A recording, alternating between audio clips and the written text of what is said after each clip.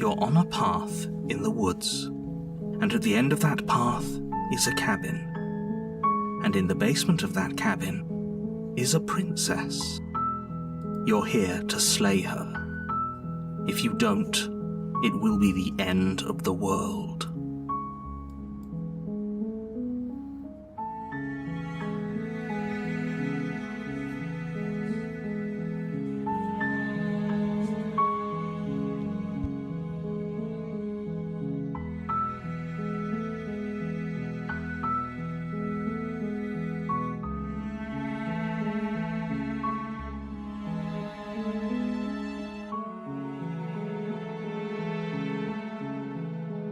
I'm talking about the end of everything as we know it. No more birds, no more trees, and perhaps most problematically of all, no more people. You have to put an end to her. Don't linger on the specifics. You have a job to do here. Just get in there.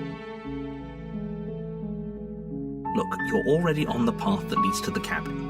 Why would you be here if it weren't to complete a very important task? You've made it this far, you might as well reach the end of your journey.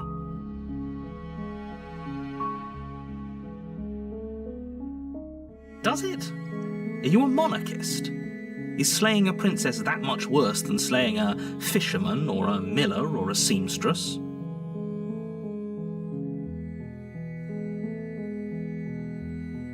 Yes, but you'll have to slay her before you get it.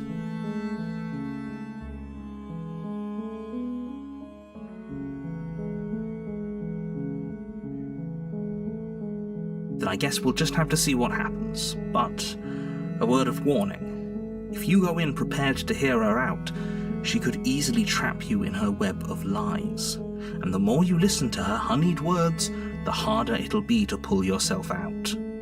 Then each and every one of us is doomed. So sure, go, talk to her. See how that turns out for all of us. You make your way up the short path to the cabin. You'll find the princess within. We're not going to go through with this, right? She's a princess. We're supposed to save princesses, not slay them. Ignore him. He doesn't know what he's talking about.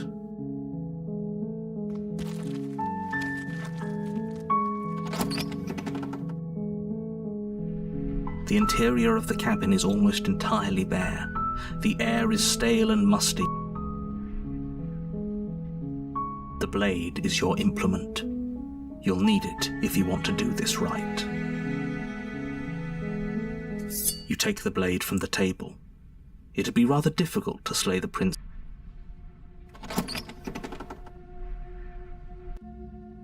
The door to the basement creaks open, revealing a staircase faintly illuminated by an unseen light in the room below. This is an oppressive place. The air feels heavy and damp, a hint of rot filtering from the ancient wood. If the princess really lives here, slaying her is probably doing her a favor. Her voice carries up the stairs. Who's there? She sounds dangerous. It's almost as if she's the one in charge down here. Don't let it fool you. It's all part of the manipulation.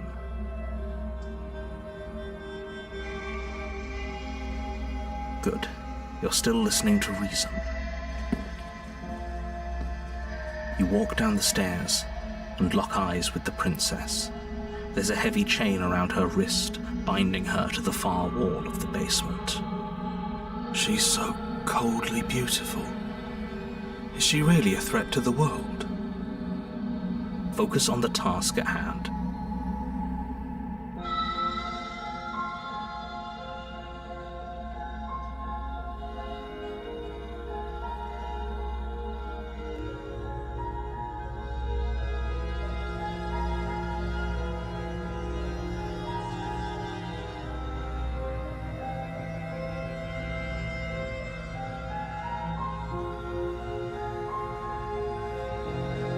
And there you are. Are you here to kill me or something?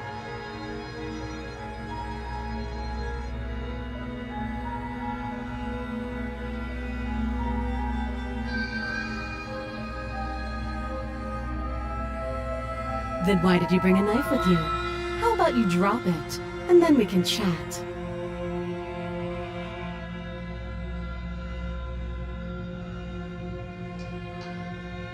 She makes a compelling point. What if we just dropped the blade and talked? Look at her. It's not like she's a threat. Don't you dare. It's fine. We can decide what we want to do after we talk to her. Maybe she really is a monster. Killing someone in cold blood isn't very becoming of us. You ignore the trembling in your hands and tighten your grip on the blade. You poor thing. Your hands are shaking. Are you scared of me? Because you should be. You step forward, your grip on the blade tightening as you steel your resolve. I'm probably chained up in this basement for a reason, right? And if that knife is the only weapon you have, you'll have to get close enough to use it. So, you should just drop it. Best not to risk finding out what I can do. She's unarmed. If you hesitate now, it'll be too late. End this.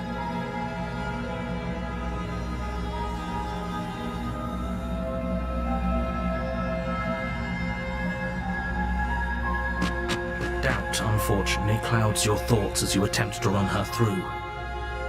A moment of distraction and hesitation is all she needed to sidestep your thrust and deliver a catastrophic blow to your jaw. It feels like you've been hit with a sledgehammer. You can feel bone grinding on bone where your jaw has been fractured. Holy shit, that hurts! Though she's unarmed, the shock of that first strike is enough to stagger you, putting you and the princess on somewhat equal footing. Your blade slashes through the air again and again, and her fists connect with your body as many times or more, each impact as heavy as that first bone-crushing hit. We can still turn this around. You and the princess stare at each other, both gasping for breath, equally exhausted. You probably won't make it out of here alive, but you can at least make sure that she won't make it out of here either. Excuse me? Do you think this is what I wanted to happen? I have a duty to state the facts of the situation, and honestly, it's a miracle anyone is still standing right now. Can you not feel all those ruptured organs bouncing around in there? If the princess doesn't do our friend in herself, internal bleeding is certain to finish the job. The two of you clash for the final time. You feel your ribs break as she delivers a heavy blow, but you push them. Oh. The two of you fall to the floor.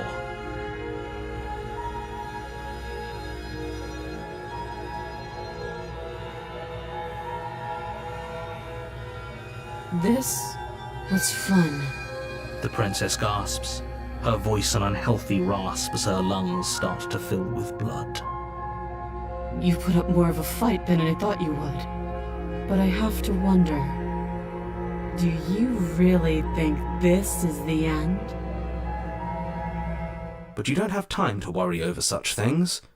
Everything goes dark, and you die.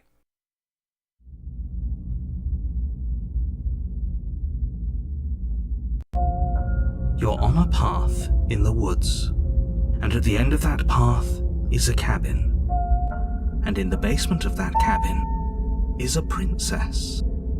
You're here to slay her. If you don't, it will be the end.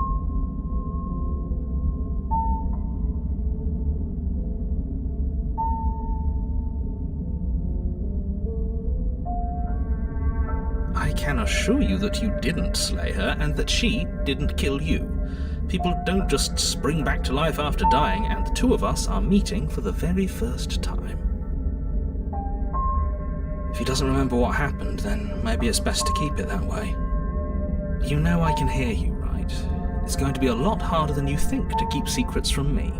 That's fine. It doesn't matter if he can hear us. The only thing that matters is marching up to that cabin and winning. That's the spirit. There's no point in squabbling when the real threat is just up that hill.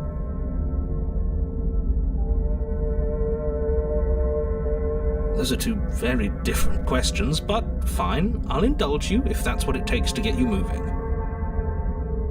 let's say for a moment that this really is the second time you've met me, or at least a version of me.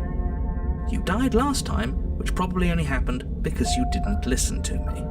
We did our best with the information we were given, and we did kill her. And yet you still died, didn't you?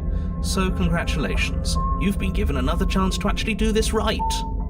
And I believe your other question was something along the lines of, oh, what's the point of doing anything? If you're asking that, it sounds to me like you're making the rather dangerous assumption that your actions last time around didn't have any consequences. What do you mean? Of course there weren't any consequences. We killed the princess killed us, and now everyone's right back where they started. That sounds pretty consequence-free to me. Yes, but in this purely hypothetical scenario, that begs the question of how you got back here. Did time simply rewind itself, or were you instead transported to a different world entirely? Had you failed to slay the princess, what would have happened to everyone in the place you left? Ugh, enough with the talking. We've got a fight to win. Nothing else matters. I couldn't agree more. The cabin and your destined confrontation with the princess awaits.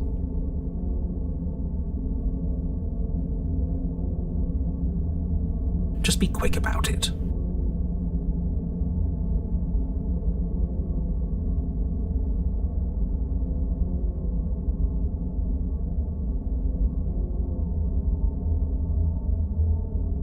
People locked her in that basement, and I told you what this place is.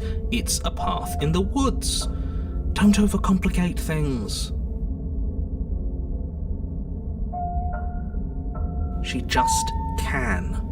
Believe me, I wish I could tell you more, but you'll just have to trust that what I'm saying is true, and that, despite it all, you're fully up to the task that's been given to you. Oh, this is maddening. Why do you keep asking questions? There's nothing wrong with getting the full picture of what's going on here. Sure there is. It's wasting time and energy that would be better spent fighting.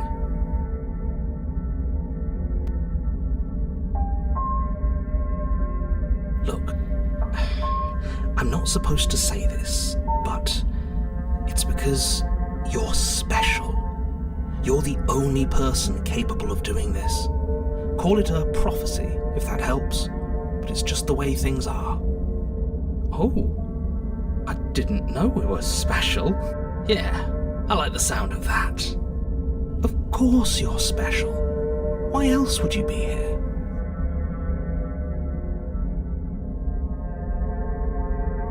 Great. Now, if you don't mind, the whole world is waiting with bated breath for you to save it from ruin.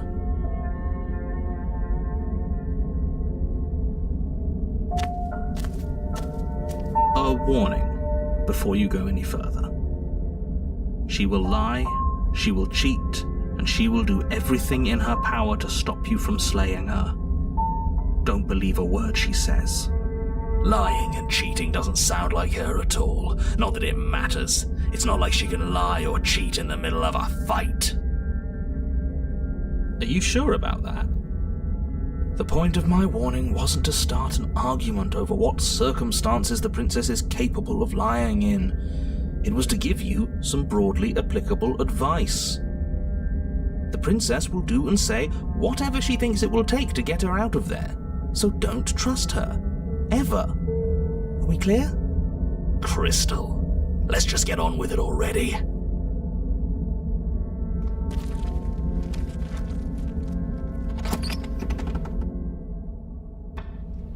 The cabin is tighter than its exterior would suggest. Its cold stone walls press in on you, as if trying to forcefully direct you towards your destination. The only furniture of note is a black iron altar with a pristine blade perched on its edge. See? Even the cabin has the right idea. Let's get moving. The blade is your implement.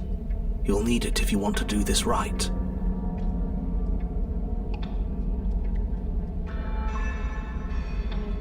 Very different. Maybe that's because you haven't actually been here. I hope this means you'll finally drop that ridiculous past life nonsense. You haven't died, and you certainly haven't been killed by the princess. So focus up. The world is depending on you. You walk up to the wall next to the basement door. It's a wall. There isn't much to see here.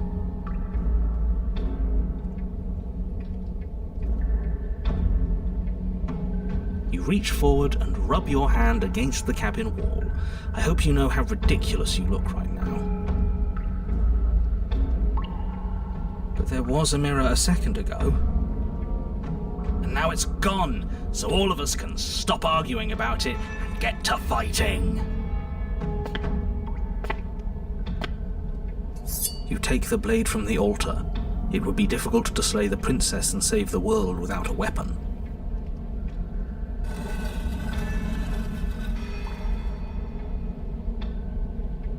The door to the basement creaks open, revealing a rough stone staircase, its walls pressing at your sides and tightening as you descend.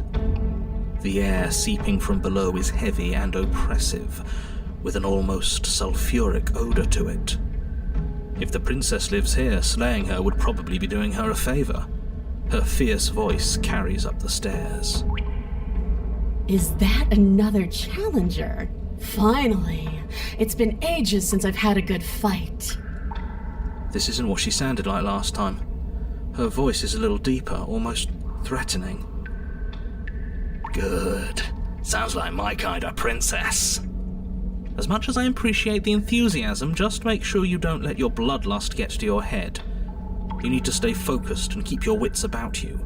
Remember, you're here to slay the princess, not to have a good fight. As you descend the final step, the form of the princess comes into view. A large shackle leading from her wrist to the basement wall. It looks like she could rip those chains out of the wall without a second thought. Oh, it's you again. I've been hoping you'd find your way back here. Good to see that death doesn't stick for either of us. And you brought your little knife, too. Yes! I'm going to have fun breaking you into little pieces.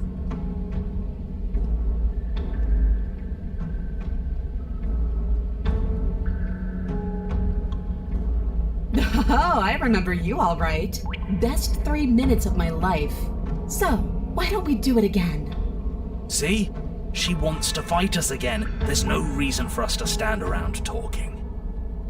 All right. Fine. I believe you. What? What you said earlier in the woods, I believe you. You don't know that whatever brought the two of you back to life isn't a fluke. And beyond that, do you know who doesn't remember anything that happened last time? Me. I don't remember. Are you okay? Of course I'm not okay. As far as we're all concerned, the fate of my world is still very much on the line. Not all of us have the luxury of jumping over to a parallel universe the second we die.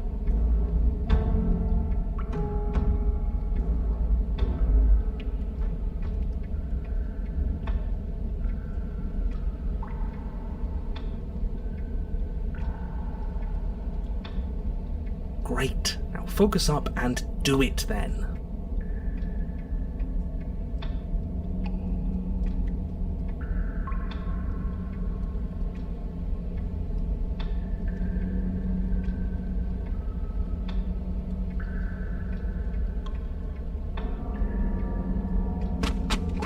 Finally ready to complete your destined task, you launch off the wet stone floor of the basement and catapult yourself headlong towards the princess. Here we go. Let's make this count. Oh, we'll make. As you bridge the gap, your blade slashes across the princess's chest, splitting skin and drawing a jagged line of bright red blood. But she's unfazed by your onslaught. Her expression barely changes as her fist collides with your ribs, cracking them like twigs and driving you right back down to the basement floor. You can hear her chains snap as you struggle to recover from the impact.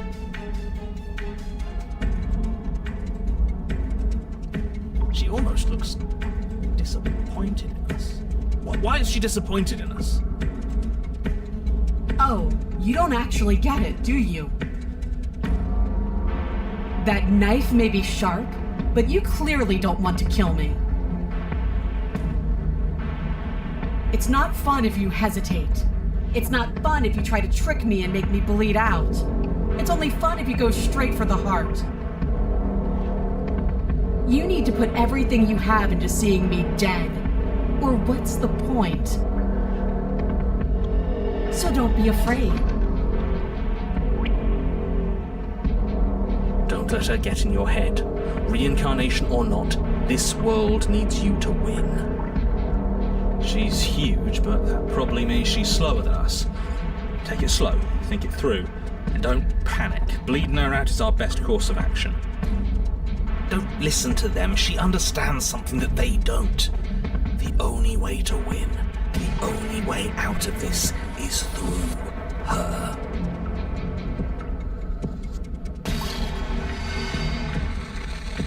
You push yourself off the ground and attack the princess, trying to bait an opening. Do your best to outplay her, slashing out and leaving red cuts in the tattered remains of her white dress. But you have little room to maneuver. For every glancing blow you manage to land, she slams you against the wall in retaliation, each impact threatening to be the last. This weak little dance isn't working. Just toughen up and overpower her. She's throwing us around like a ragdoll. I think overpowering her is a little out of the question. Did you think you could stop me with a few cuts? All this dancing around is doing nothing but annoying me. I own this place, and I own you. The princess's arm shoots forward, her palm wrapping around your head, fingers gripping your skull. How disappointing. She squeezes, the pressure unbearable as her fingers dig into your scalp. The last thing you hear is the unsettling crack of your skull, and the sickening churn of what was your grey matter. Everything goes dark, and you die.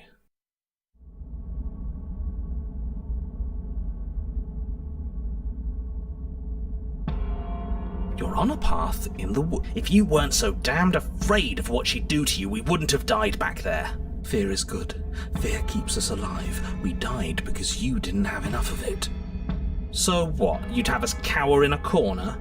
No, but that place suits her better than it suits us. She's big. We can't hope to find holes and openings down there. We need more room if we're going to survive. Are you suggesting luring her into the woods? Do you have any idea how dangerous that would be? If you lose sight of her, if she manages to slip away, that's it. Game over for everyone, yourself included. Are you not challenging us on all the looping? Have you known about it the whole time? Are you the same one we've been talking to since the beginning? Sorry to disappoint what I'm sure must feel like a grand revelation, but that's not what's going on here. We've never met. It doesn't matter. We could go in circles forever. I don't like staying still for too long. Let's get to the cabin, see this through. It's good to know that at least one of you is still capable of reason. We may have the same destination, but we're not the same. You are still an other, and I don't trust you.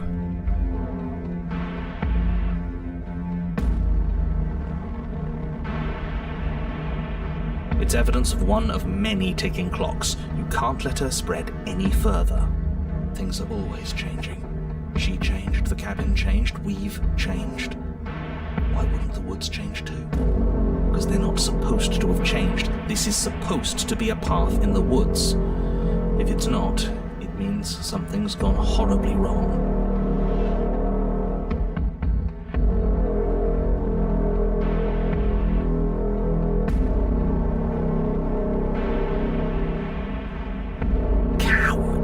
Deserter. Turning her back to her. Could be a mistake. Are you serious? Fine, you walk away from the cabin. We'll see how that goes for you. Wait, something isn't right. Can you still hear me? Everything is getting fuzzy. What's going on? Where are we? A dark place. Thoughts like us shouldn't be here. I told you we shouldn't have come here. I told you. But did you listen? No.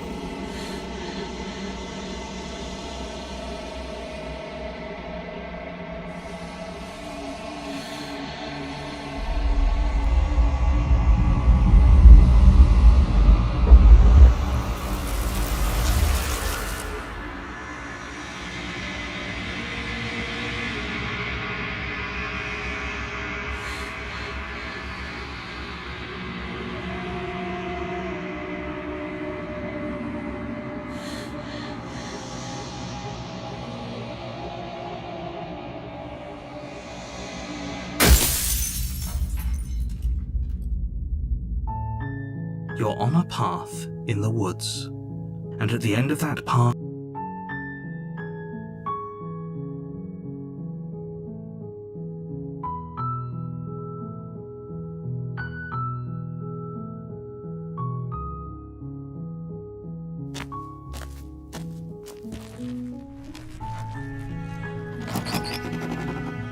her voice Hello? is hypnotizing. It's the kind of voice you only have to hear once to remember it for the rest of your life. Don't let it fool you. It's all part of the manipulation. You're playing a dangerous game by coming here unarmed.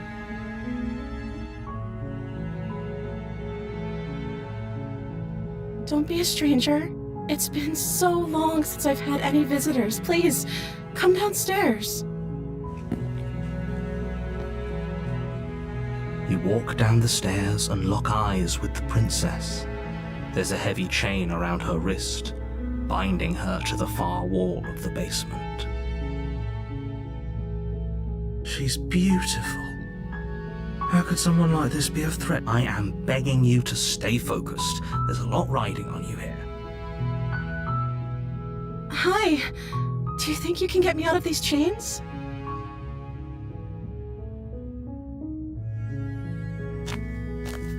You're only making this more difficult.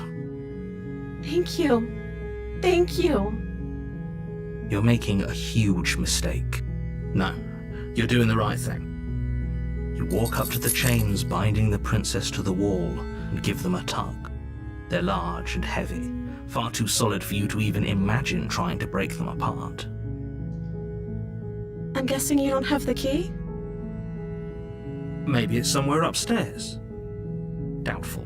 Whoever locked the princess away down here intended for her to never see the light of day. They wouldn't have just left the key to her chains somewhere in the cabin.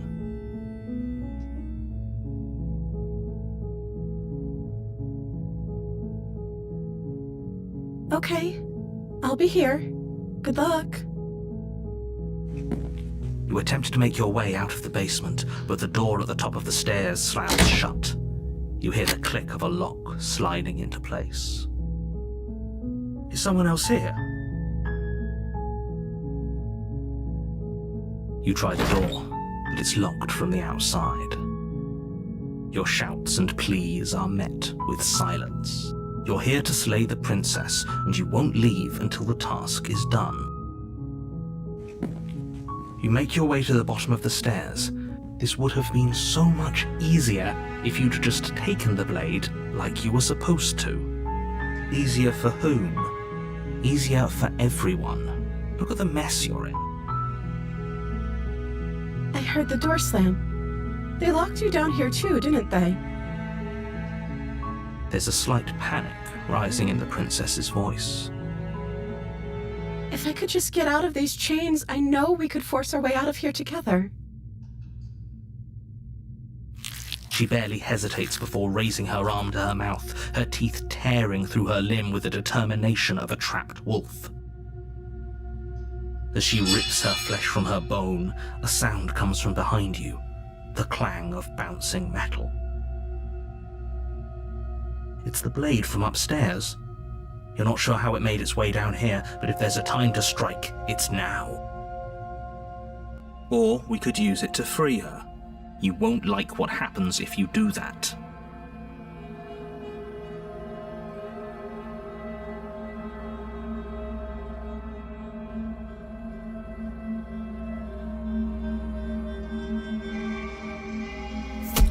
Without hesitation, you bring the blade down and plunge it into the princess's back.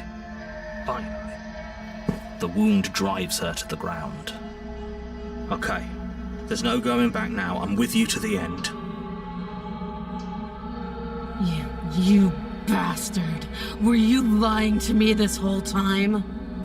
The princess pushes away from you, the motion ripping the blade from her back. Wounded, but still alive, she crouches on all fours in the corner of the room and meets your eyes with the ferocity of a cornered predator. You've made a terrible enemy, and there's nothing in the world that can possibly save you from me. I thought we had the upper hand, but it's as if she's barely even threatened by us. It's an act. She's wounded and unarmed. There's nothing she can do to hurt you. I'm not so sure. Don't waver now. As you ready your blade to deliver a lethal blow, she lunges at your legs with the same animal ferocity she used to tear at her arm. Your blade cuts into her again and again as you're tackled to the ground, your body racked with pain as she rips into you with tooth and claw. Forget about trying to rescue her. This is about survival now. Give her everything you've got. Though your nerves are seizing with pain, you know you've done your fair share of damage as well, your blade having left deep gashes in the princess's back. You seize a moment of hesitation to throw her off of you and shakily push yourself back to your knees. We can still turn this around.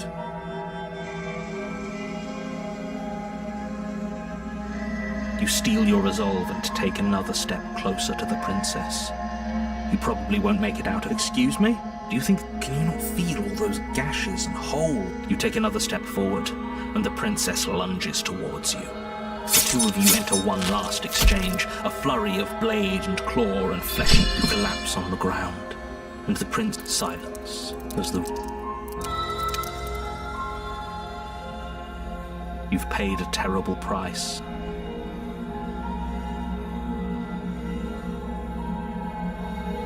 This is it. You're sorely mistaken. But you don't have time to worry over such things. Everything goes dark. You're on a path in the woods, and at the end of the...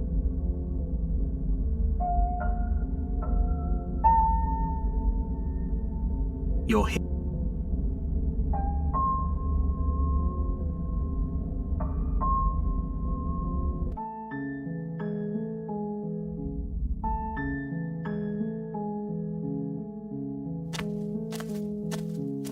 She would...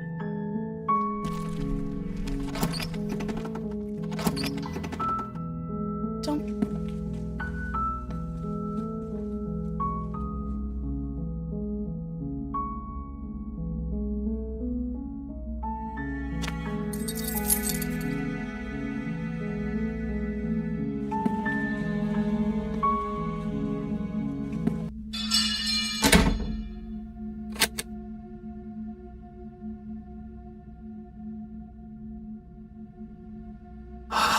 Fine.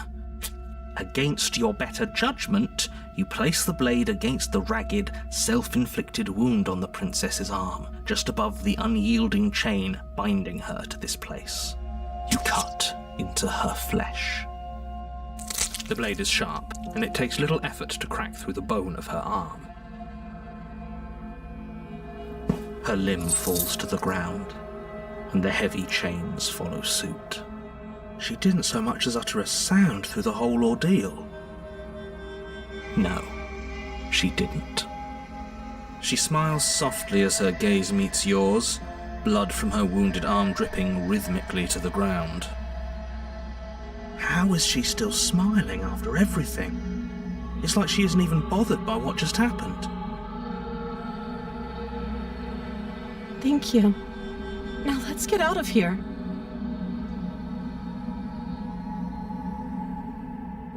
No, we won't have any of that. The stakes are too high. You can't just let her escape into the world. No, I can't just let her escape into the world. As the princess approaches the bottom stair, your body steps forward and raises the blade. Wait, this isn't fair. You can't just do that. Watch me. What are you doing?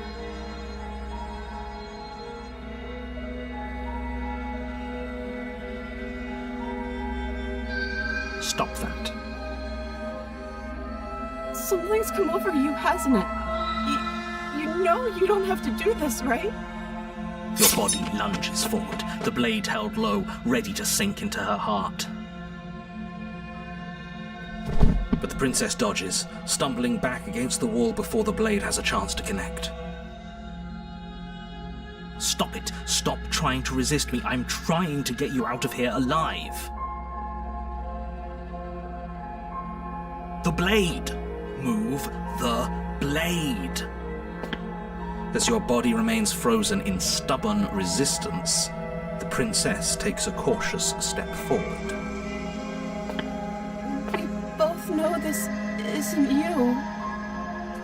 She nervously reaches towards you and takes the blade from your infuriatingly rigid hands. What are you doing? I'm sorry. I'll try to be quick.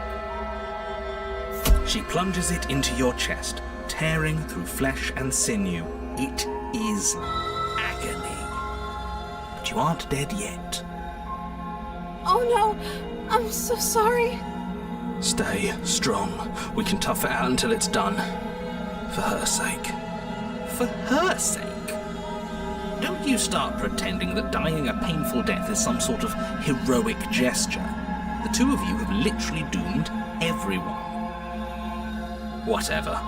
She sinks the blade into your chest again and again and again, and you feel every inch of burning pain that slices its way into your body. I'm sorry. She doesn't know how to use a knife, does she? Apparently not, though it doesn't matter how sloppy her blade work is, does it? A stab wound is still a stab wound, and it won't be long before you bleed out. I'm so sorry. With one last thrust of the knife, your legs give out beneath you. You collapse to the floor, your blood pooling around you, your limbs unresponsive. The princess stares down at your ruined chest as tears carve rivulets of pink down her blood-spattered cheeks. It can't just end like this, right? Oh, that's rich coming from you. As much as I prefer for things to have gone differently, I can't deny the reality of what's happened. The two of you made your choice. It's over. Everything goes dark, and you die.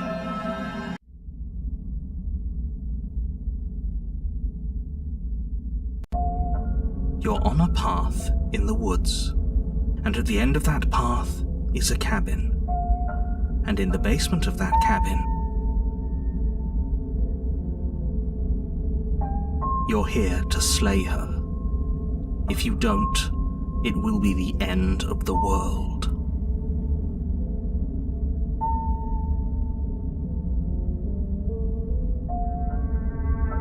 My tricks? What if he doesn't remember what happened, then maybe it... Yes, he didn't approve of us last time, did he? If we're going to save our beloved, we'll have to be sneaky about it. Our beloved? Yes, you'll have to be very sneaky about your intentions if you're going to try and save the princess.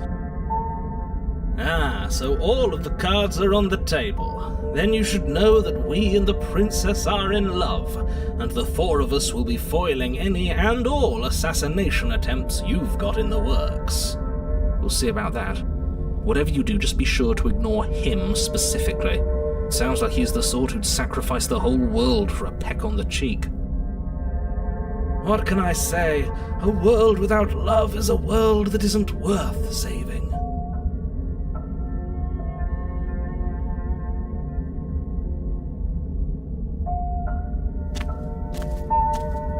A warning. She will lie. We already told you we're not playing along with your little game.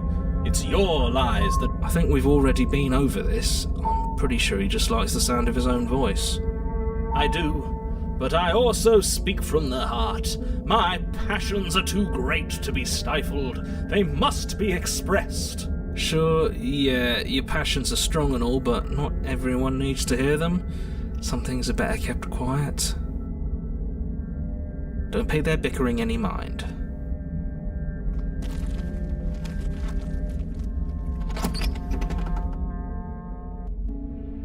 The interior of the cabin is clean and elegant, its stone walls draped in fine threaded tapestries, a prison befitting a royal prisoner. The only furniture of note is an ornate wooden table with a pristine blade perched on its edge. The blade is your implement. You'll need it if you want to do this right.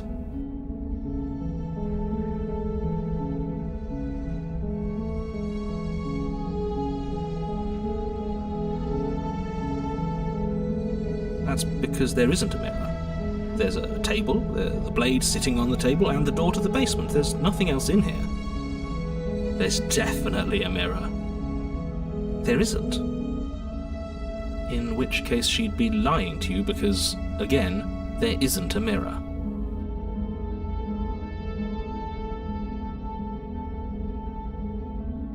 Exactly.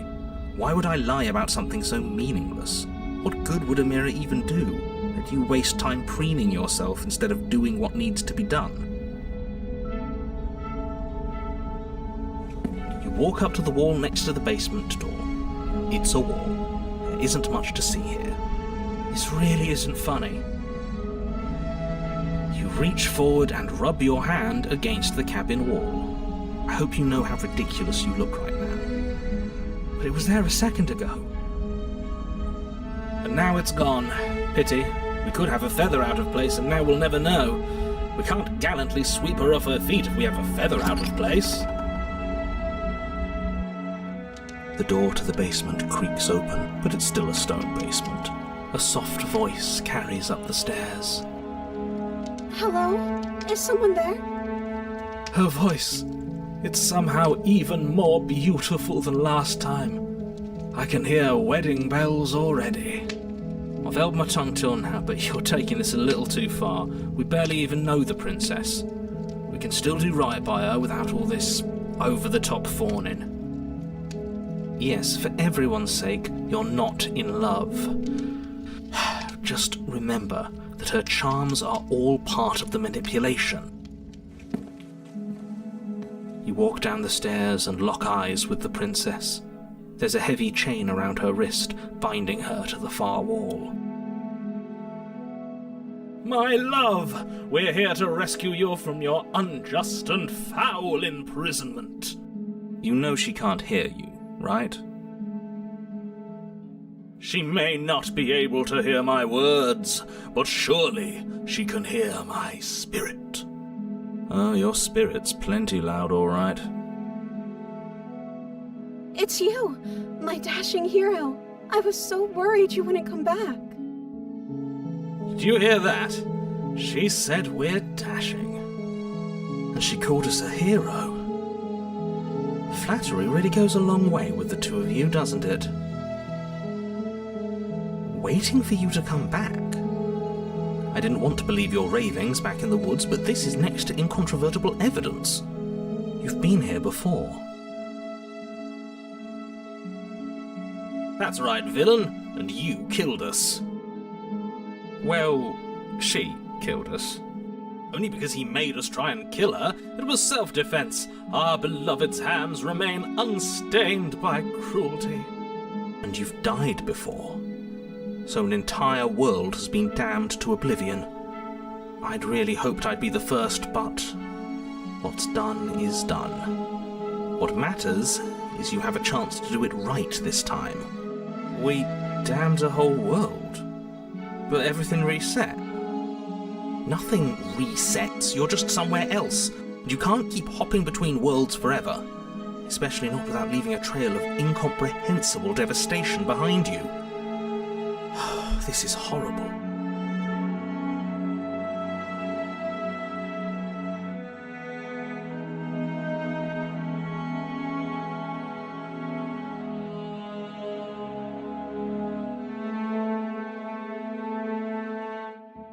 If another version of me was pushed to such drastic action, it was for good reason. That's okay. You were just doing your best, and that's all that matters. She took that in stride. To a surprising extent. An almost unsettling extent, actually. That's because she's perfect.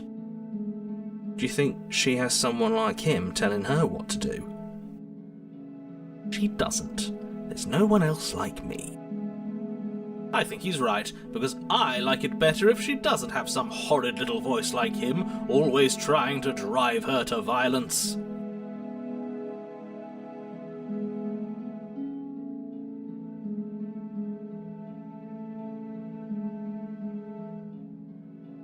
I'm sorry. Didn't you want me to? Did we?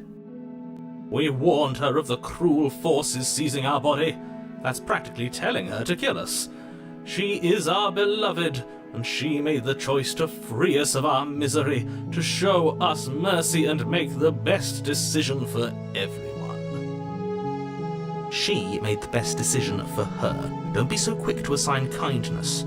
You're just opening yourself up to manipulation.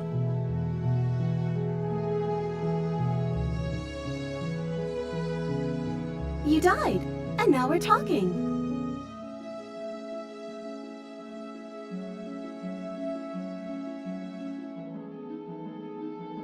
I don't know. Was I supposed to have ended the world? Would that have made you happy? Isn't that just like our darling princess? She wants to make us happy. My heart melts further with every word that passes through her beautiful lips. Are you listening to her? That's a confession.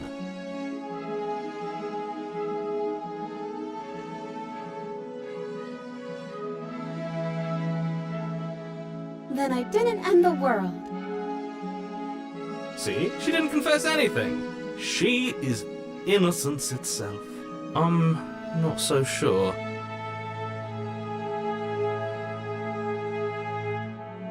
I'm okay with whatever you come up with. You can cut my arm off again.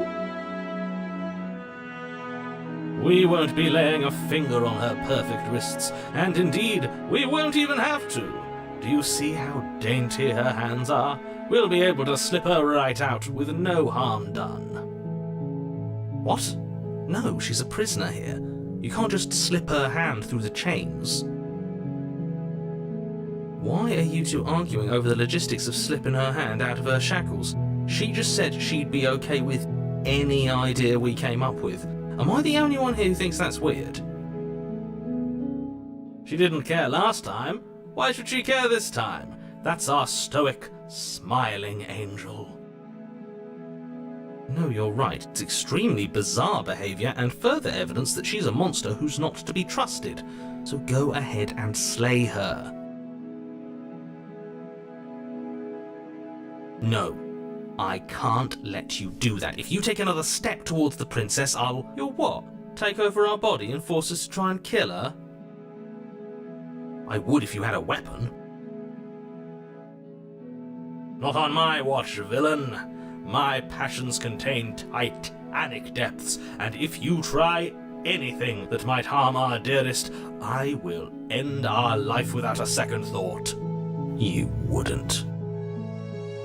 I would. I'd listen to him if I were you. He has a lot of strong feelings, and doesn't the world end if we don't stop her?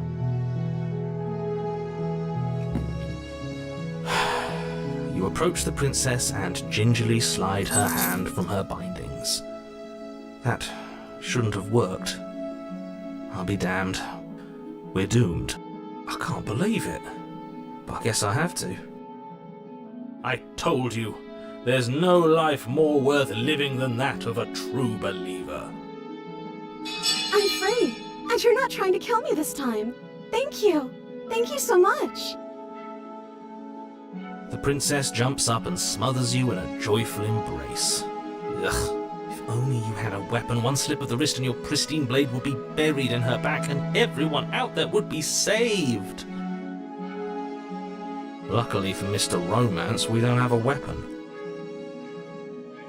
Who needs a weapon when we have the power of love on our side?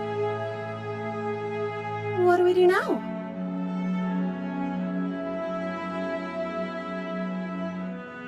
Let me guess. End the world? Spoken with the rank cynicism of someone who has never felt love in his heart. I don't actually know. Nobody's ever asked me what I wanted before. She doesn't even know what she wants. You may have had her all wrong. What if this whole thing is just a misunderstanding? What if she doesn't want to end the world? You're so gullible. Is the only thing you've ever doubted the actual truth? I think I want to leave. And I think... The princess closes her eyes in deep reflection.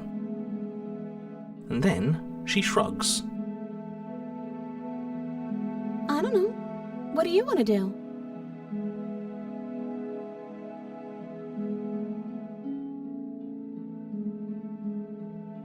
I just want to make you happy. She can't just want to make us happy. It makes sense to me. That's all I want for her, so of course she'd want the same for us.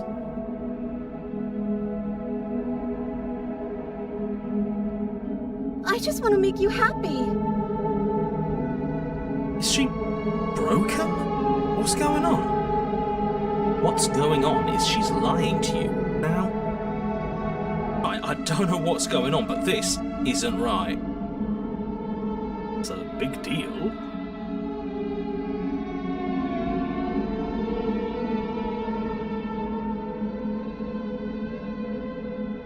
Okay, I'll find something else to want if that makes you happy.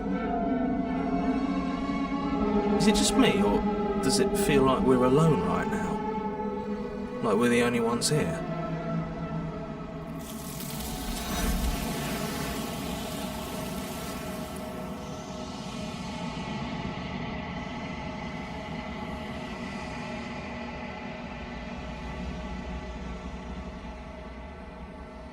No! She was our perfect match. She's gone. Where did she go? Should we try and find her? Is that a...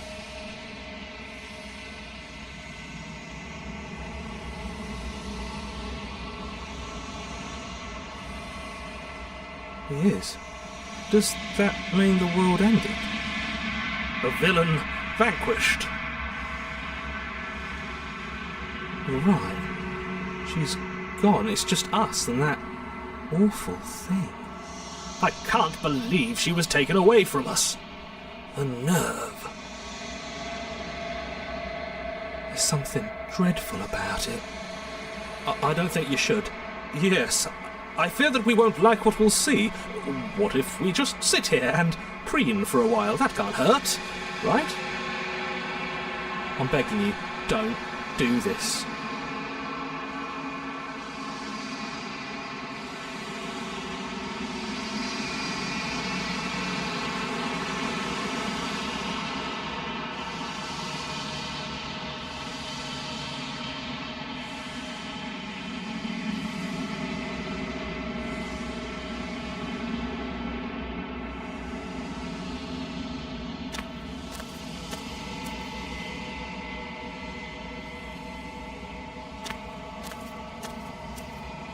Something finds me in the long quiet and brings me the gift of a fragile vessel. I am solitary lights in an empty city. What are you?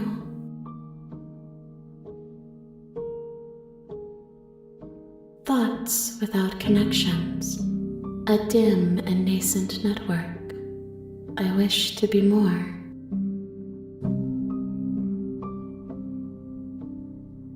I think that you are like me. We are oceans, reduced to shallow creeks. How can the world have ended if we are talking?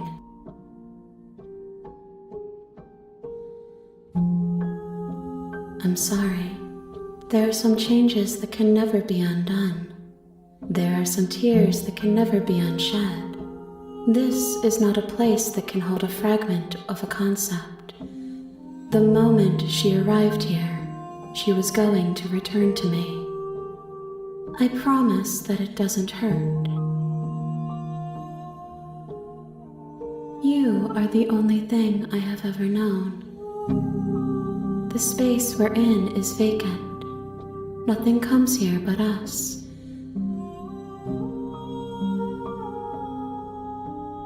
I have only just now stirred to consciousness.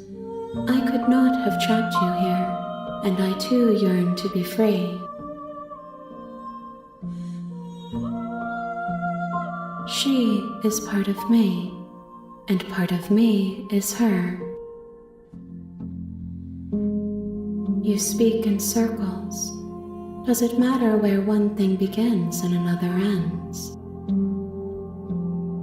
Yes, nerves and fibers to feel the worlds beyond, perspectives to make my own.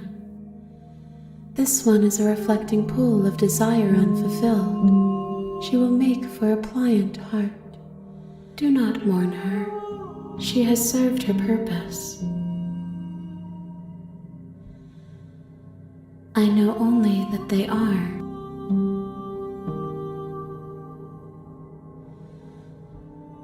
You are familiar, but you are not me. I feel sadness, longing, hope as I witness you. Nothing as we are, but I know that there are worlds beyond us, and that we are meant to reach them.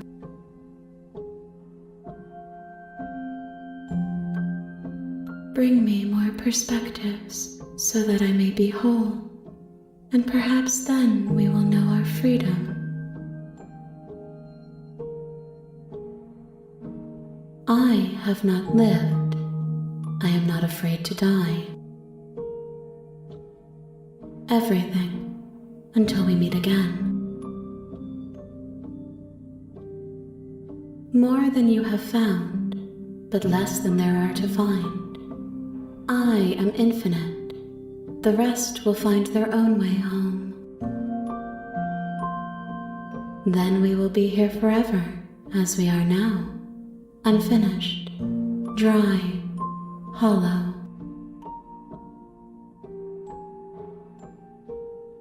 You ask of things that cannot be done.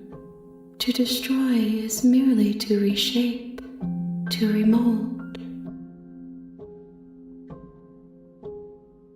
How can I know? I am flickers in something sprawling and unilluminated. If you need time, then I'll wait with you. She asks that I tell you to remember her. You won't.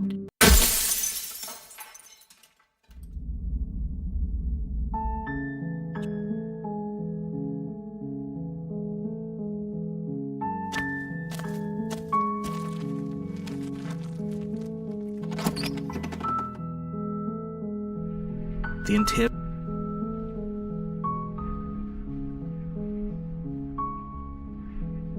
You're here.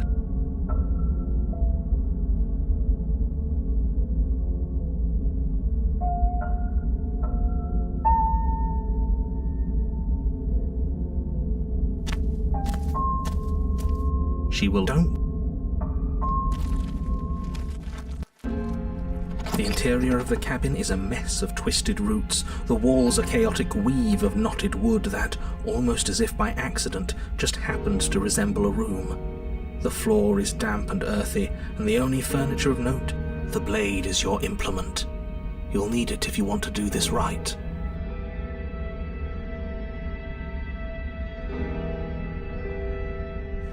You walk up to the wall next to the basement door. What are you talking about? This is... You reach forward and rub your hand against the cabin wall. I hope you know how ridiculous you look right now.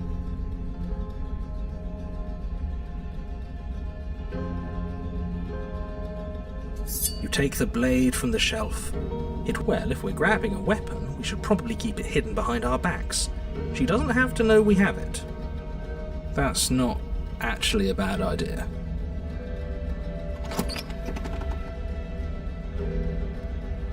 The door to the basement creaks open, revealing a staircase dug into the muddy earth below. The ceiling is thick with roots that hang like locks of tangled hair. The weak starlight from the cabin windows behind you can barely penetrate the gloom here, only illuminating the edges of an opening below.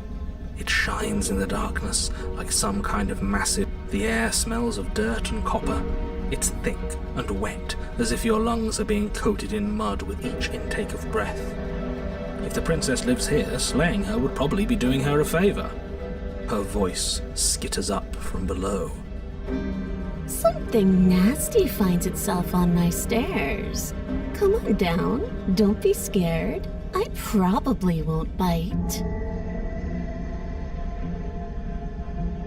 I recognize that voice as easily as I recognized your nervous little footsteps coming up the path. I know who you are, and I remember what you've done. She must have you confused with someone else. She seems friendly enough. Maybe we can talk our way out of this whole situation. You can't. Unless you slay her right away, she's going to break free and end the world. There's no reasoning with what she is. Look, I'm just throwing ideas out there. I like to think out loud. I'm the kind of guy who likes a discussion. Don't we want to hear what everyone has to say before making any big decisions? Do you want to hear what everyone has to say? Or do you just want to hear yourself talk? You need to stop lingering. Your task is to slay the princess, not endlessly debate about what to do with the princess. Fine. You're the boss. Thank you. You descend the basement steps, entering the dark room below. You can just make out the shape of the princess in the gloom. She's huddled against the far wall, her eyes bright and glaring from amid the thick roots. And there you are, one hand tucked away behind your back, gripping that sharp, sharp blade, no doubt. That's no fair. How would she know that? So, we've dropped the pretenses. Good. She's acting like the two of you already know each other. Oh, no. You've already been here, haven't you? That's pretty sharp. How'd you figure that one out? Call it deductive reasoning. Well, you seem to be great at it. Do you remember us then? Do you remember last time? No, I don't. But you and the princess clearly have a shared reality, even if I'm not a part of it. I won't waste time fighting you on something that's clearly true.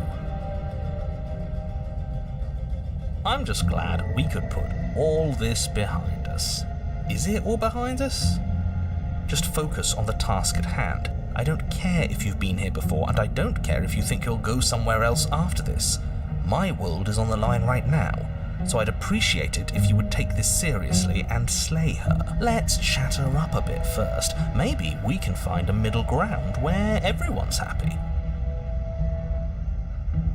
Don't talk to her. You're just going to make things more difficult than they have to be. Well, I seem to remember you having a tongue.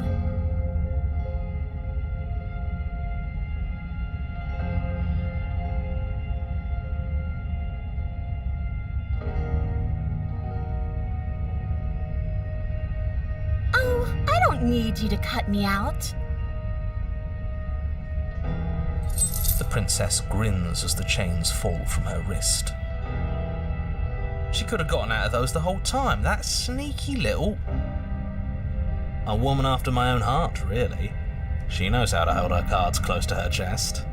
This is why she can't just be abandoned here. If left to her own devices, she'll find a way out. Now stop her. Ooh, smart. Let's apologize, get us back on the right foot. Oh, you're sorry. Isn't that nice? You're such a gracious little monster. If you're sorry, then let me out of here. Prove it.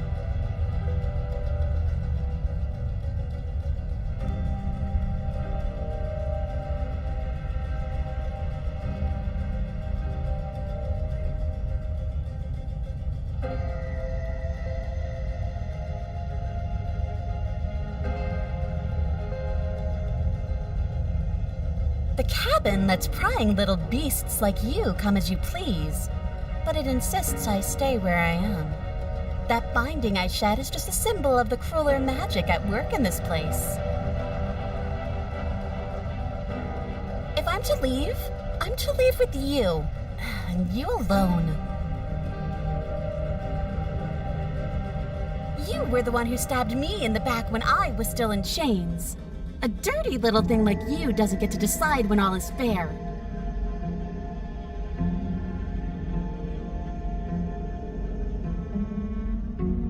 Is that a joke? Do you think a joke will charm my trust back? You'll have to try harder than that. And why would I do such a thing? Is someone's guilty conscience getting to them? But I wouldn't worry. As much as I may hate you, letting you live is in my best interests. If you get me out of here, the only thing that will be dead and buried is the bad blood between us. Oh, that nagging feeling you mentioned is me, by the way. I'm actually a little anxious about a potential backstabbing event. She needs us to get out of here. We'll be fine if that's what we decide to do. You won't be fine because destruction is in her nature. If she gets out of here, that's it for the world, remember? Even if that's true, that doesn't automatically mean she's going to stab us in the back. I think that depends on your definition of words like stab and in the back. She might not literally do that, but she could very well symbolically do the same thing. See? He gets it. There's nothing wrong with looking out for number one.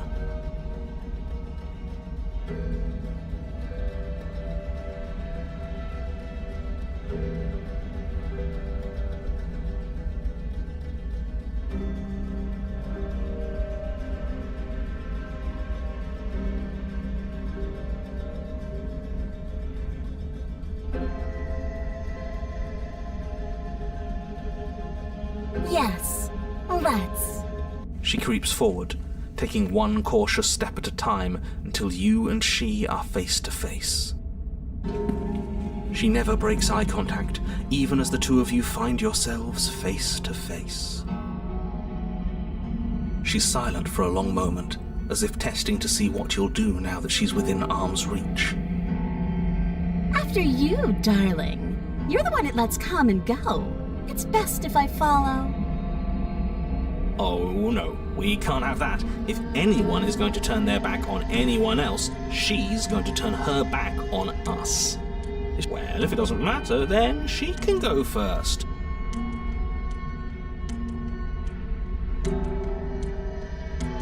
We're armed and she's not. What's she gonna do? Bite us when we're not looking? You're talking a lot about trusting someone who, by her very definition, cannot be trusted. I don't know how many more warnings I have to dole out, but if you help her out of here, you're going to regret it.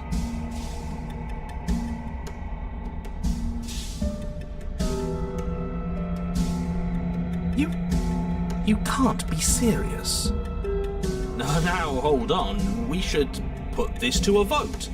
The blade is one of our most valuable assets. We can't just give it to her. What if she uses it to kill us? I vote no. As do I. Abstain? You abstain. She's going to kill us if we give it to her.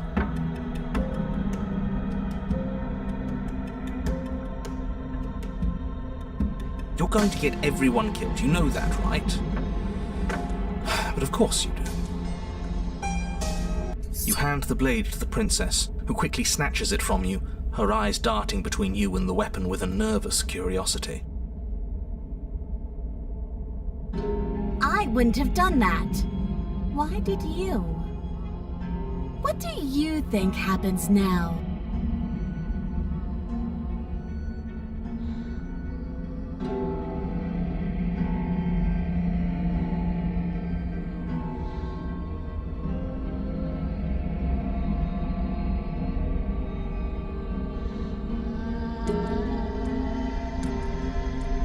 Her shoulders tense and her eyes dart away. This is another trick. You're trying to sow doubt, but it's not going to work on me. And then she buries the blade in your heart. What? No. No, come on, that's not right. I told you this is what she was going to do. Glee dances across her face as you fall to the ground.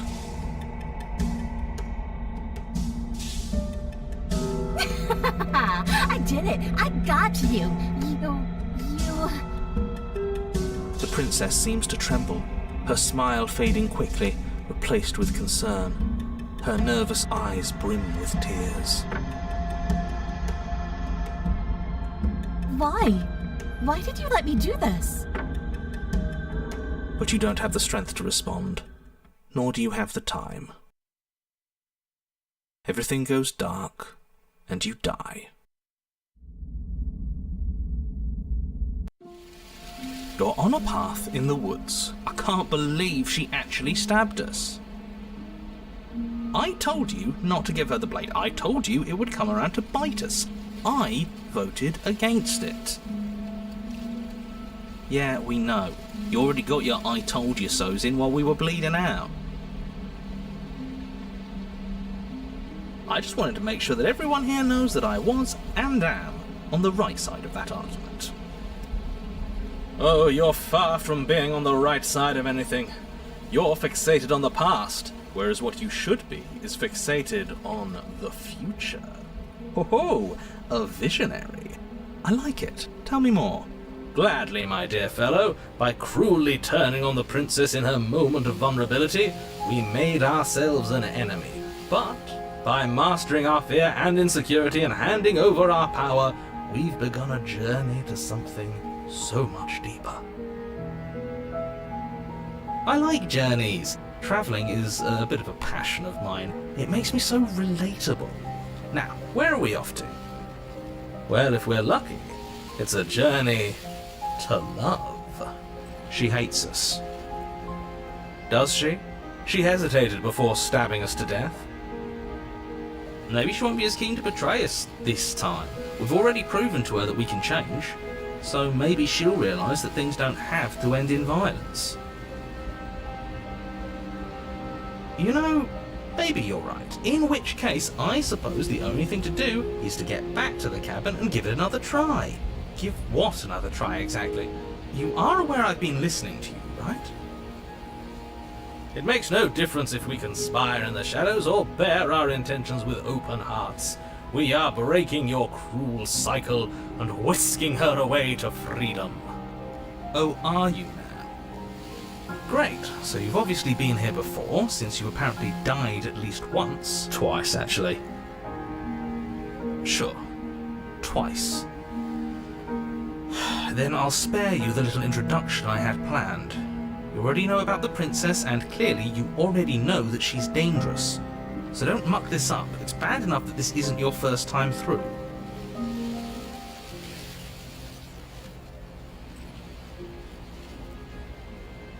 Wonderful. If the woods themselves are changing, then that's all the more reason for you to take this seriously. It would mean your grip on things is slipping, which, in turn, likely means her influence is spreading. Someone's in the know. I've already said too much. The more information you have, the more difficult your task will be. Don't listen to her, definitely don't free her, and if you can, don't even think about her. You don't have to worry about me. My head's always empty. Except for thoughts of her.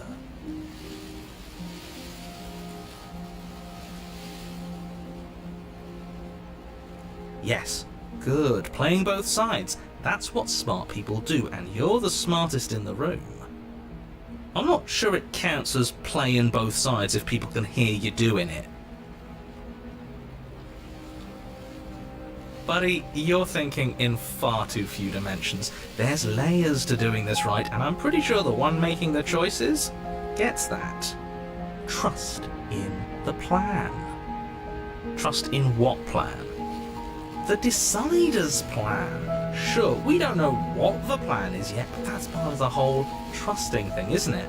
A good leader knows how and when to keep things secret, and sometimes a good leader even knows to keep things secret from himself. There isn't a plan, and that's the whole point. We're supposed to be guided by emotion. We're supposed to passionately live in the moment, and I'm sure that when the time comes, those passions will tell us to set our darling princess free. If I were you, I'd remember what she's done. You know how dangerous she is. You should know that someone like her shouldn't be let loose upon the world.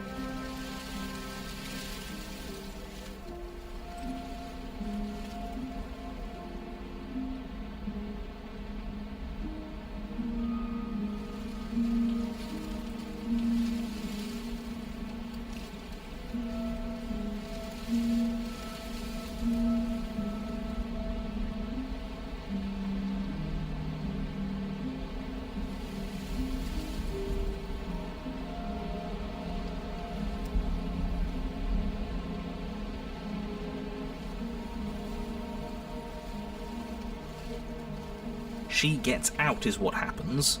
Maybe not right. He's a bummer, isn't he? Or whatever you do. What do you want me to say? It's bad that you've been here before. It's bad for you, it's bad for me, and it's especially bad for the world. The more times you run through this, the more likely it is that you'll fail. You've already failed twice. So you knew this could happen? Theoretically, sure, I knew this could happen, but I was supposed to be the first. I'd really rather not get into it. I don't care about where we came from, and I don't care to discuss the theory of anything. I yearn only to bring her freedom. I'm here to feel, not to think. Then we can all move on, and forget what I said about failure. It's important that you believe in yourself, and the fact you're here probably means that you still have a chance to pull this off and save the world. My world, at least. It sounds like you've probably doomed a couple of others already. I need to stop talking. Think happy thoughts.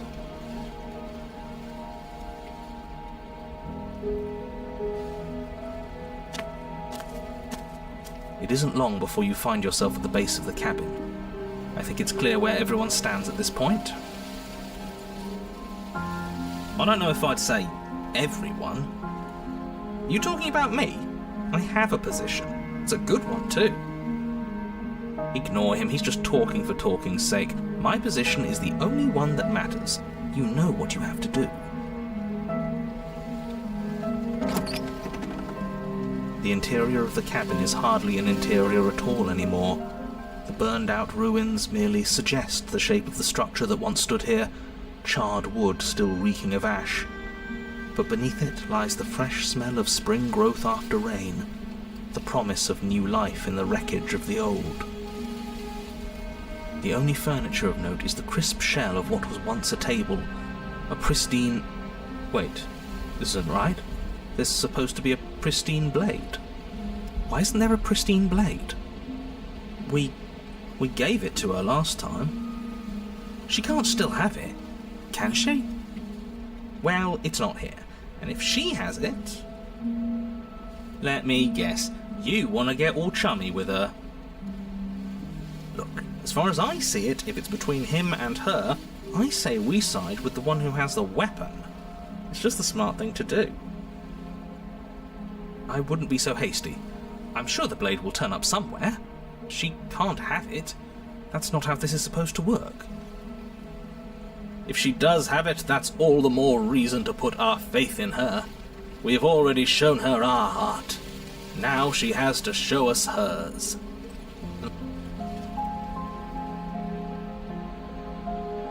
You're right, the mirror is back. There isn't anywhere for us to go. But there isn't a mirror. I still don't get his angle here.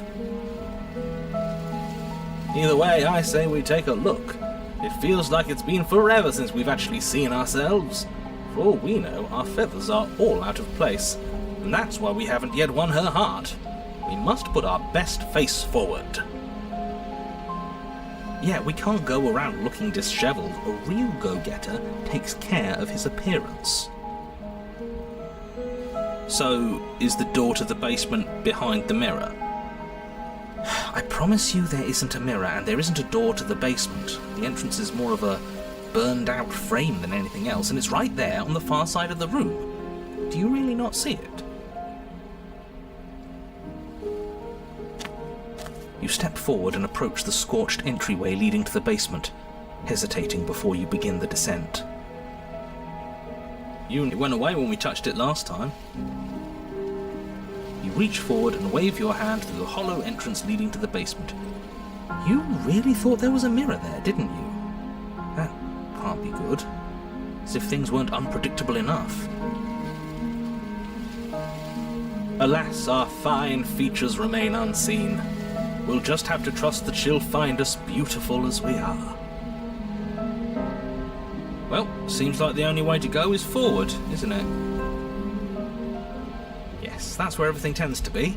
Let's just put on a good face and have our wits about us. You step through the frame of scorched wood and make your way into the darkness below. The stairs to the basement are covered in a fine layer of gritty ash. The air still feels warm, as if the fires that ruined this place had only recently been extinguished. Yet fresh shoots of thorny branches are already weaving themselves through the soot-covered earth of the walls around you. Their spines point courteously down towards the basement, so you're able to brush past their jagged points with ease, at least on the way down. But you don't need to think about the way back up just yet. That's a matter for after the world's been saved. These thorns are an expression of her pain. I know it. She's calling out for help. Her voice, worn down by pain and suspicion, hobbles up the stairs. I can't get away from you, can I? We kill each other and you come back. You let me kill you and you come back. I don't know why you let me do that. I don't know what you want from me.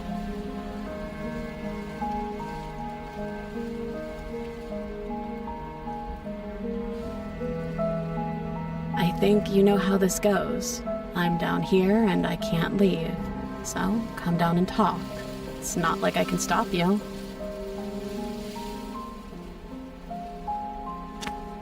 You continue down the basement stairs, brushing past the smooth edges of thorns that grow more and more plentiful as you make your way forward. You step out into what was once a vast open cavern, now overrun by briars and prickles and thistles, the space thick with hostile vegetation. At the heart of it all, encased in a tight weave of vines, is the princess, her bloody, trembling hands clutching a pristine blade. Did you know this was going to happen to me? Are you here to watch me suffer? Are you here to laugh?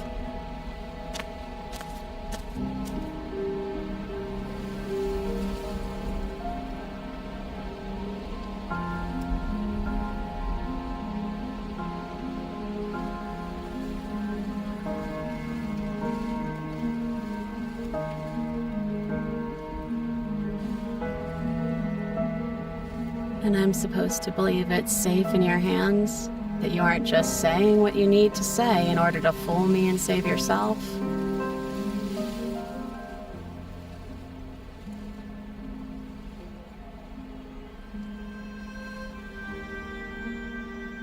The princess clutches the blade closer to her chest. That sounds nice. I'm so tired of the bad blood between us, but it's hard to let it go. You've hurt me. Her eyes dart away from yours for a brief moment. And I've also hurt you.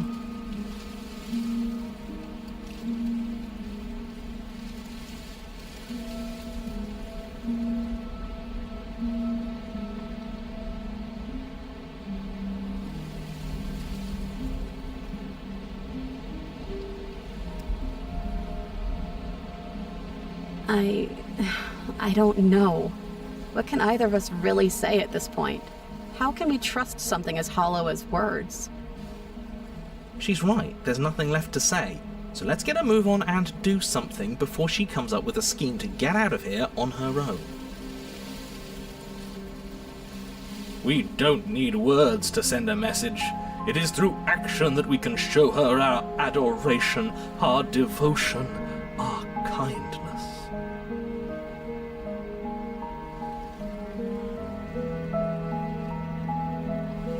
Her eyes briefly meet yours, then dart back to the floor. She hangs her head in resignation. Okay.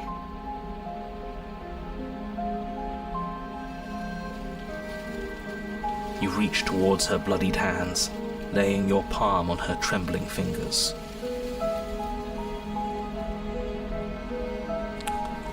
For a moment, she clutches it even tighter, her knuckles going white with the effort. But then the tension fades. Her grip finally loosens and she allows you to take the weapon. You carefully pull it free from the thorns, though they scrape at your skin, leaving red trickles of fresh blood all along your arms. She trusts us. She trusts us. Doesn't that set your heart aflutter? Yeah, a little. It could just be nerves. Being this close to her does bring back unpleasant memories, but I don't know, it doesn't feel bad. It feels good.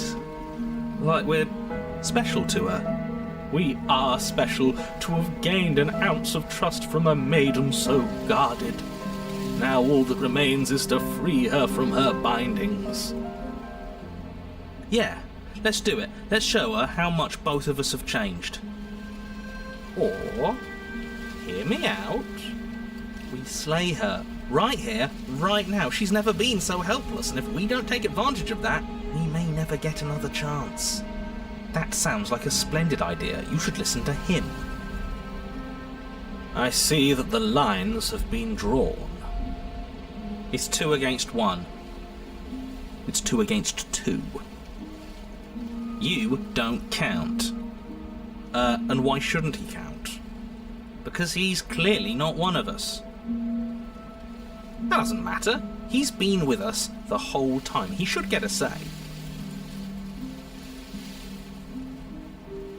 So, did you mean it?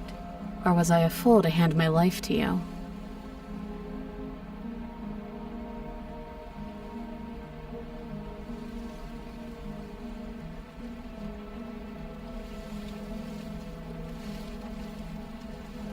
Yes, what a good idea. Let's cut her free. Oh, so you're suddenly team free her. You can't just switch sides as soon as we make a decision. I can do whatever I want, and I believe with my whole heart that this is the right course of action. Let's free this princess.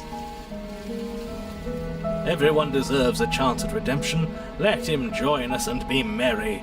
We are all united by our passion. That's right, what he said. We've already given him a chance at redemption. And who says I don't deserve another? I really mean it this time. I'm big enough to admit when I'm wrong. So I want to help you all free her. And I have no problem with that. Welcome to the team. You're one of us now. One of the good guys. You take the blade to the thorny vines imprisoning the princess, and she flinches, relaxing only slightly as the blade slices into the thick vegetation rather than her arm. And she flinches again as the last of the vines is cut away, as if, after all of that, she's still expecting you to turn on her and stab her in the heart. But you're not going to do that, are you? Still, all it would take is a single slip of the blade. Such a pathetic attempt at distraction and subterfuge. Our blade is a dashing sword, and every dashing sword is an extension of its hero. It won't slip. You're right. He can't even make it slip, can he? He's a bit of a nobody. Good thing I've been on your side of all this since the beginning. The princess falls into your arms, tears streaking down her cheeks. I can't believe you're making me describe this. I hate you. You actually meant it. You rescued me. Do you see the way she's looking at us? Kiss her. Kiss her now before the moment ends.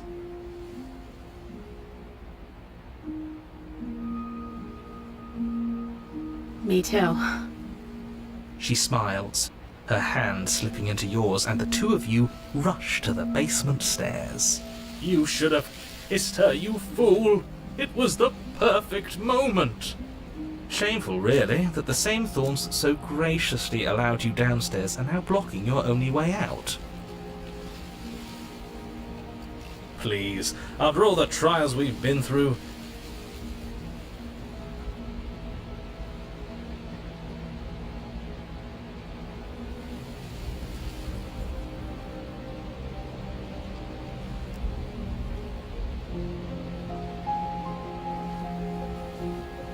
yes! Can we actually do that? No, you can't. Absolutely not. You know as well as I do that we can. And we wouldn't want to throw away a chance for a special moment, now would we? If I were only capable of throwing myself off a bridge. Well, are you going to describe our steamy, romantic kiss? You lean in and you kiss her. And she reciprocates enthusiastically. You kiss. It's done. Are you happy now? Come on now, this is the big moment. You can do better than that. Ugh, fine. You and the princess lock eyes and stare deep into each other's souls with all the roaring emotion that comes from letting what once was hatred turn into pure, unbridled passion. Are you making fun of us? And then each of you close your eyes and kiss. Words can describe neither the nuclear fire nor the oceanic depth of your connection. Please. I think he actually likes romance. If history itself were not about to end, historians would document this moment for the rest of time. Musicians would write era-defining ballads, and great artists would expend entire lifetimes trying to merely capture the spark you hold right now. He's making fun of us. It doesn't matter either way, because this is good stuff. I'm aware of my skills. But unfortunately for you, the moment doesn't last forever. You open your eyes, the princess smiles gently up at you. Time for you to damn the whole world to oblivion, I suppose.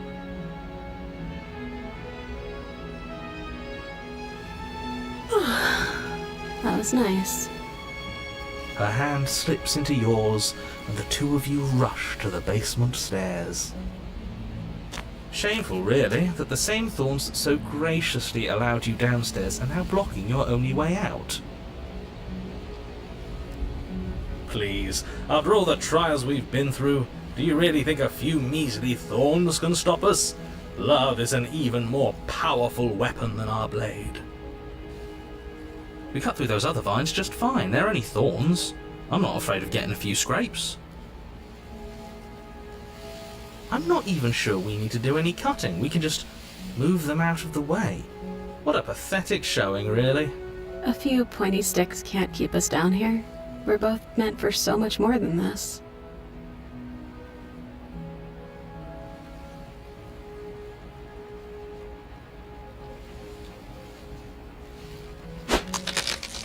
As you swing your blade into the thorns covering the basement stairs, they yield. Both you and the princess ascend the stairs without obstacle. This is unacceptable. The second you step out of this cabin with her, the world ends. Do you hear me? What did the world ever do to you to deserve this? Your nightmare is our dream. Whatever world would condemn star-crossed lovers like us to a cycle of violence and despair isn't a world worth saving. We'll weave something new together. Something better.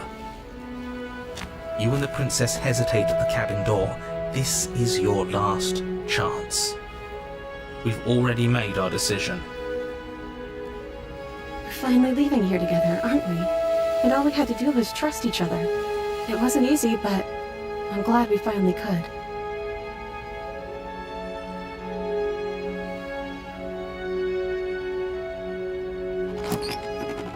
Hands clasped, the two of you open the door and step out into a new day, you irredeemable murderers.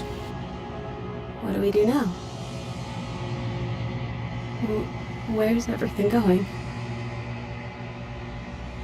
Why is it so cold?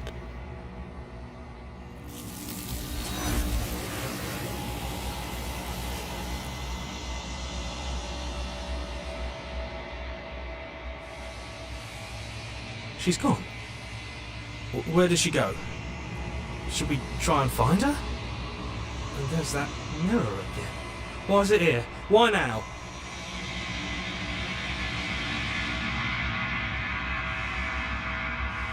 I'm begging you, don't do... It's different now. Yes, I fear that we won't like what we'll see. What if they think it's bad? I'm with them.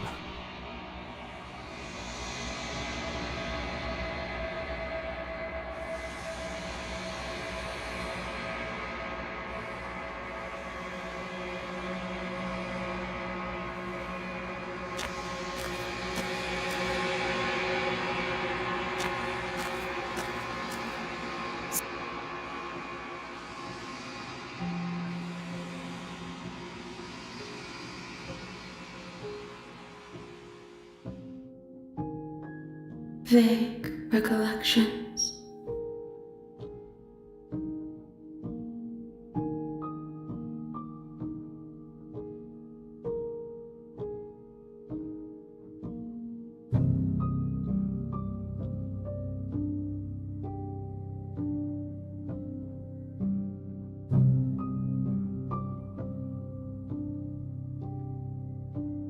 Nothing. There is no bring me.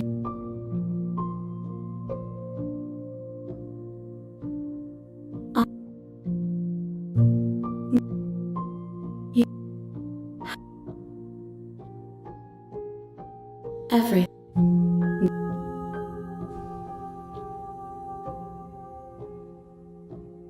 You are as I am now. I am not you. What textures will you weave for yourself to occupy forever? Will you place the images of you and I into a box for safekeeping? If you close that box, will you become another you in another world? An imaginary pattern repeating itself until it can no longer bear the weight of its hand-drawn cage.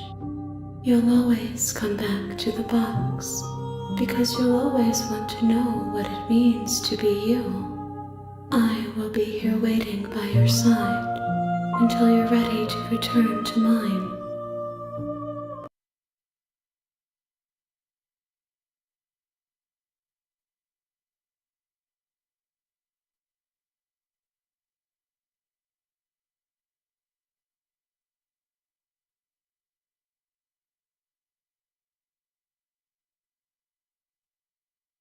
You have returned to me. Though you were gone mere moments, I never left your side. She asks that I tell you to remember her. You won't. Your Honor?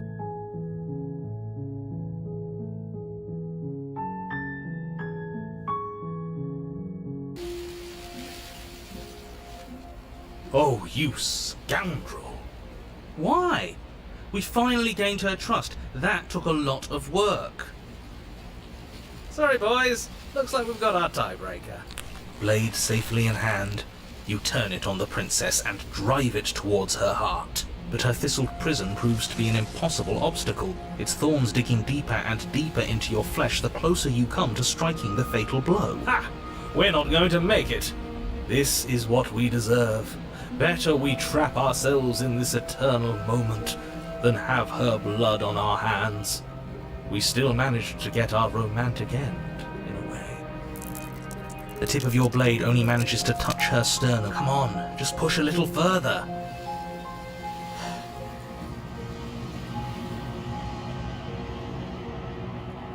I knew this was coming. I can't believe I ever let myself hope for better. This was always going to be us, wasn't it?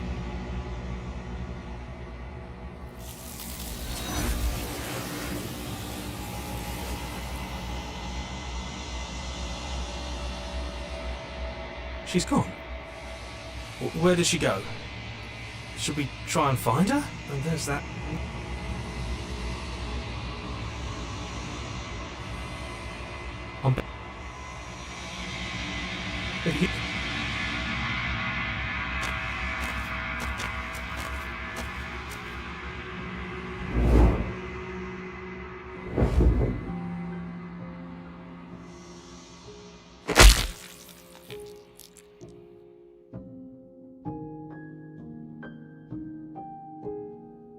There's nowhere for you to be but here.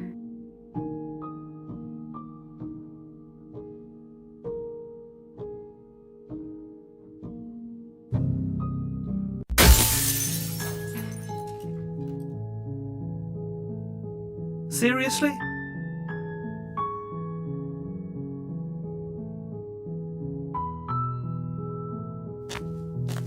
Good. What we're being asked to do here is wrong. Ignore that annoying little voice. He doesn't know what he's talking about. That's strange. It looks like this path also leads. You're really keen on wasting everyone's time, aren't you? It's remarkably selfish, if you ask me. I've already outlined the stakes of the...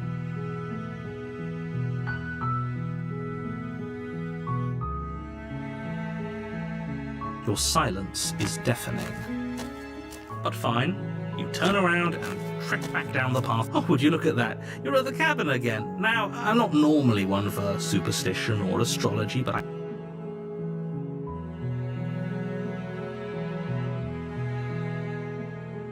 there's always a choice. Let me tell you right now that you're making the wrong one for pretty much everyone who's ever lived, as well as for everyone who ever will. And here we go. As you trudge into the woods, something strange starts to happen. At first, it's little flickers out of the corner of your eyes. Glimpsed, but as you focus on your surroundings, you start to realize that those flickers weren't just a trick of light. In every direction, there is a path and a cabin.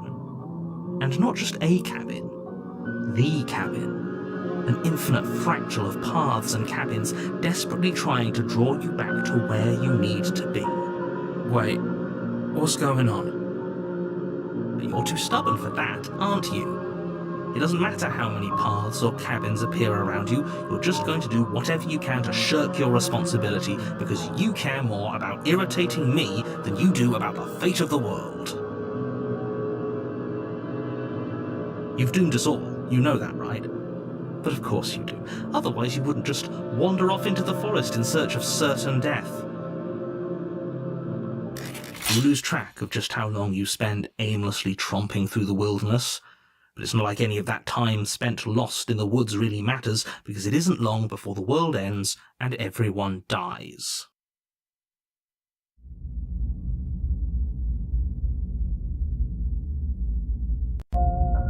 You're on a path in the woods, and at the end of that path is a cabin.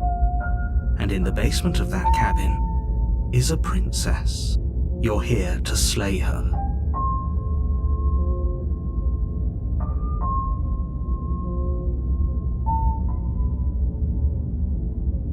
Oh, that's clever! A little boring, though. Can we really do that? Can we really just do nothing? No, you can't just do nothing. You have to do something. Alright, so it's decided. Even if it's boring, we're going to do nothing forever. Congratulations, you continue to waste everyone's time and do nothing.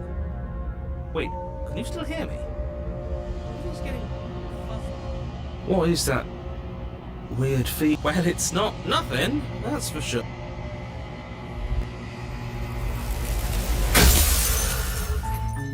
You're on your...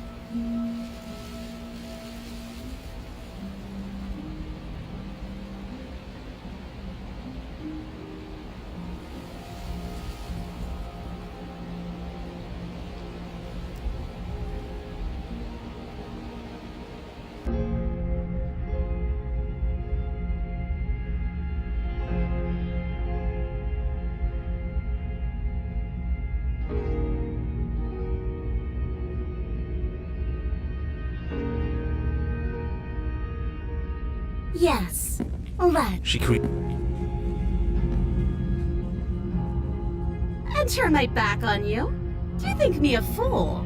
Your tricks are one of the only things I've known, and I've learned better by now. Just go first.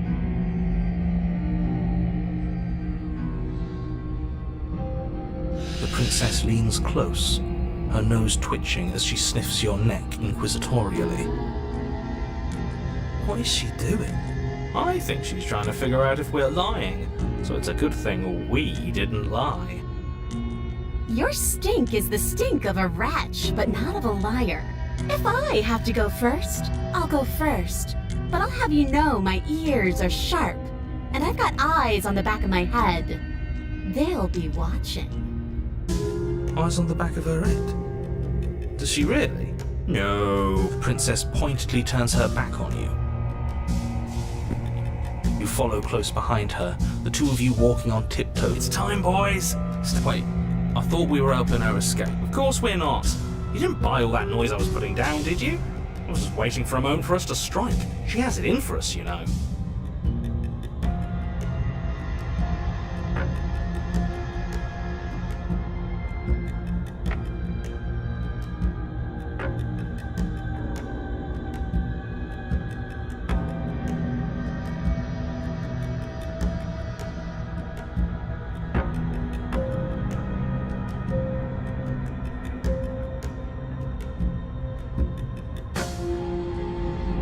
Wow, you said exactly the thing I imagined you would say as soon as you heard my brilliant plan.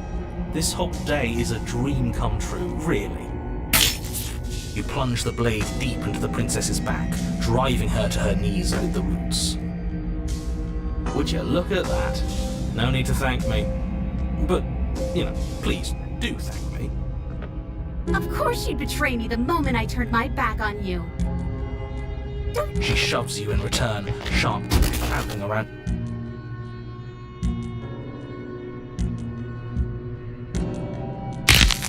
You separate with a bone-shaking thud as you hit the basement floor. You feel something pop.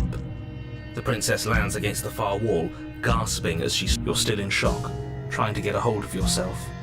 She grins as you continue to remain exactly where you are, cackling derisive. Wait, why won't we be getting up? I'm afraid your back is broken. One unlucky fall is all it takes, really, and you know what? I'll say it. That sucks. Did you really think you could stab me in the back without suffering the consequences? Fool, fool, fool! You're such a ridiculous fool!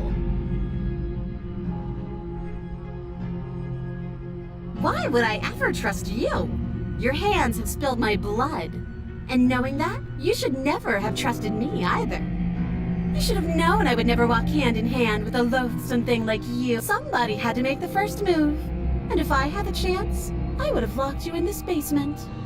It would have been funny, even if it meant I couldn't leave. I really, truly detest you. At least we can all agree that it was a good idea to make her go first. How? Well, she was going to betray us, wasn't she? Our back is broken, but we gave it our all. No regrets. Besides, the princess's body twitches as she tries to get up. Ho-ho! So she does have it as bad as us. Something inside me is broken. Isn't that a cruel twist of the knife? Isn't that so funny? She eyes you with intensity, silence falling between you for a long moment as her gaze travels up and down your battered form. Seems I'm not the only one, though. Wait, are we both just stuck here? Certainly seems that way. What a way to go.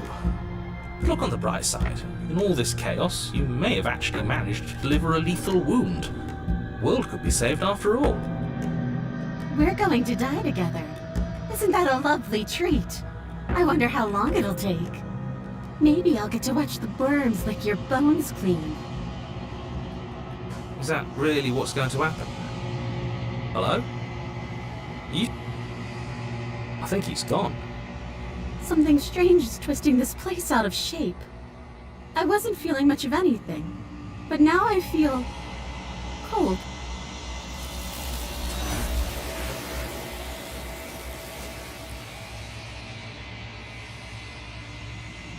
She's gone. And there's that. Does this mean we won? Right. She's gone. It's just us.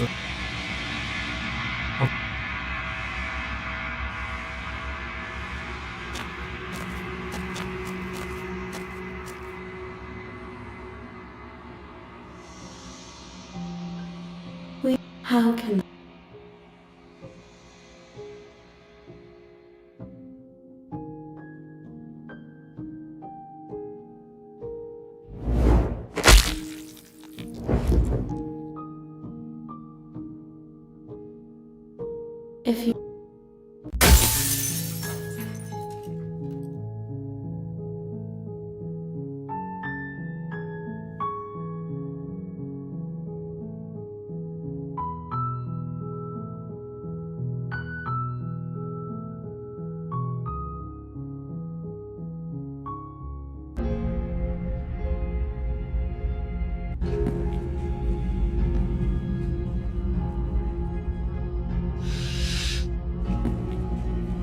do realise that. Why would she do that? She wants to leave. I don't know. If I were her, I'd betray us. Look at me right now, suggesting betrayal.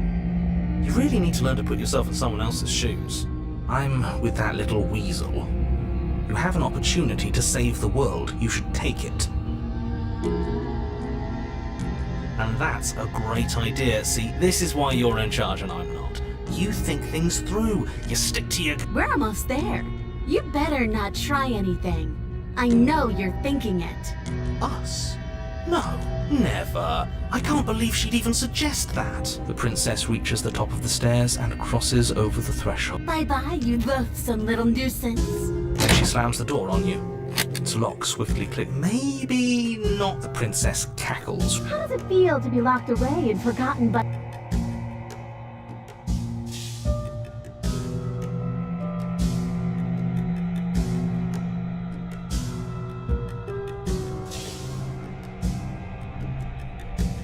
I do, but I just couldn't help myself. And we both know that you're already scheming about how to... So we're going to stay exactly as we are right...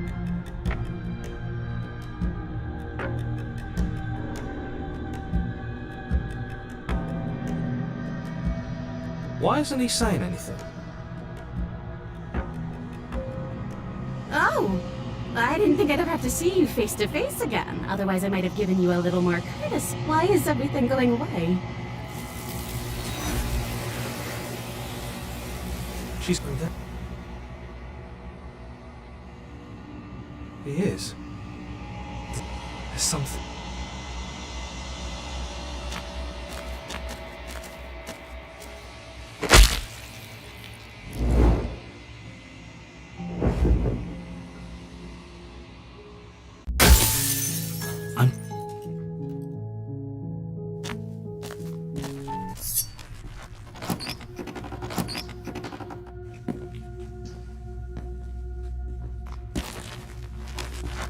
I'm probably chained up in this basement for a reason, right? And if that knife is the only weapon you have, you'll have... So... You feel flesh easily give way. Oh, this is it, isn't it? I'm almost embarrassed. I should have seen that coming. But I have to wonder, do you actually believe this was enough to kill... It's like she's convinced she can't die. Yes. Even as she lays there dying. But it's over, isn't it? She stopped breathing moments ago. That arrogant look still plastered on her face. But is it over?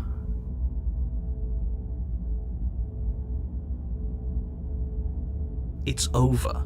You could check her sleeves if you want, but I can assure you that there's nothing hidden up there. We should make sure. What's the harm? I really don't think you should do that. And why shouldn't we? Is there something you're not telling us? I've told you everything that's happened with complete accuracy. The princess is dead.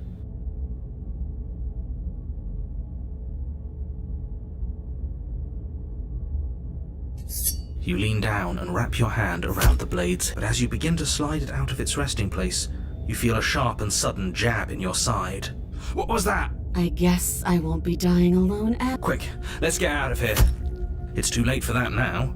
You collapse to the ground as the mortally wounded princess twists a blade of her own. As you fall, she falls with you, exhausted by the effort. The little... An eye for an eye. See you around. You were so close. Wait, for whatever that's worth. Your honor?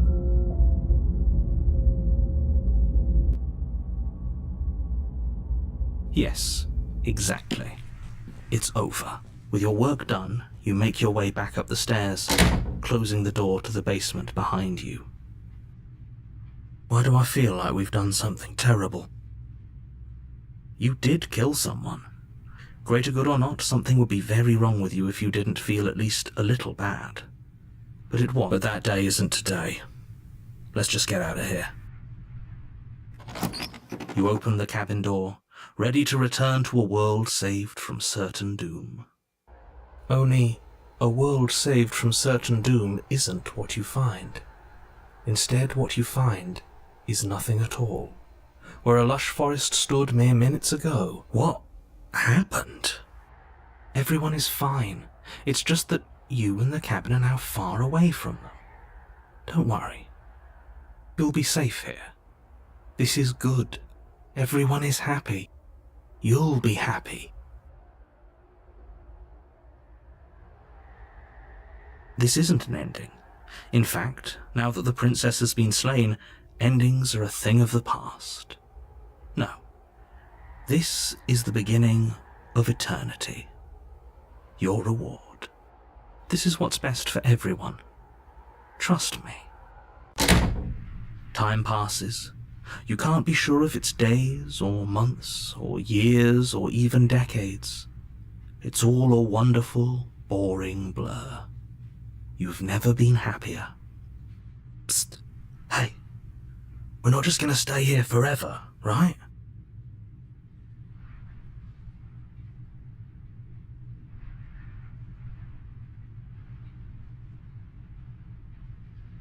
Are we really happy?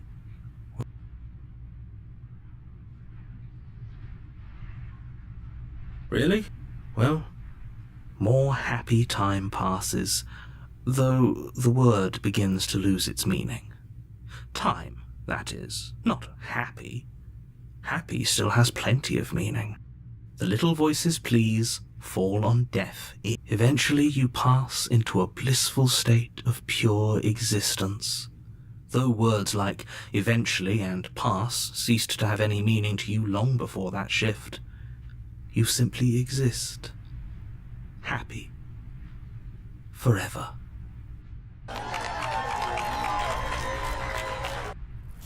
You have already committed to my completion. You cannot go further astray. Good, because I have an idea to get us out of here, though you're probably not going to like it. The blade. We can use the blade to get out of this.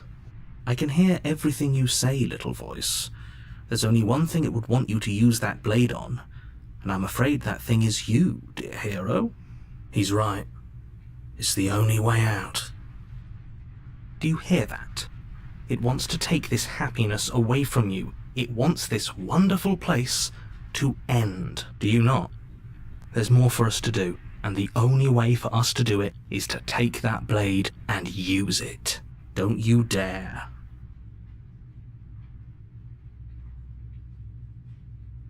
How astute. You are absolutely correct. Using the blade to kill yourself, in a sense we die, but looking at things from another angle, are we even really alive anymore? This place, it's nothing. It's absolutely nothing. It's just the same thing, constantly, forever. I know this is out there, but trust me, I know using the blade will work.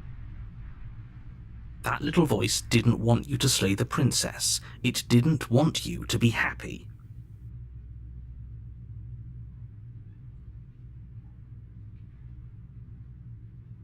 If we die, you can yell at me all you want. I made this happy little place for you. Is this not a good enough reward for saving the world? An eternity of bliss? You ingrate? Fine. Whatever. For the first time since time stopped meaning anything, you throw open the door to the basement and walk down the stairs. The princess's body is dust and bones, though the blade you used to slay her is still as pristine as the day you first held it. You pick up the blade, you stab yourself, and you die. The end. Nice knowing you.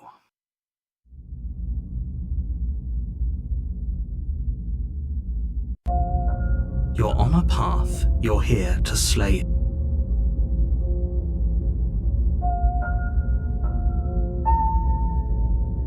My tricks? If he doesn't remember what happened, then maybe it's best to keep it that way. That's fine. It wasn't very hard to kill her last time. We'll just do it again. Well, if for whatever reason you're going to insist...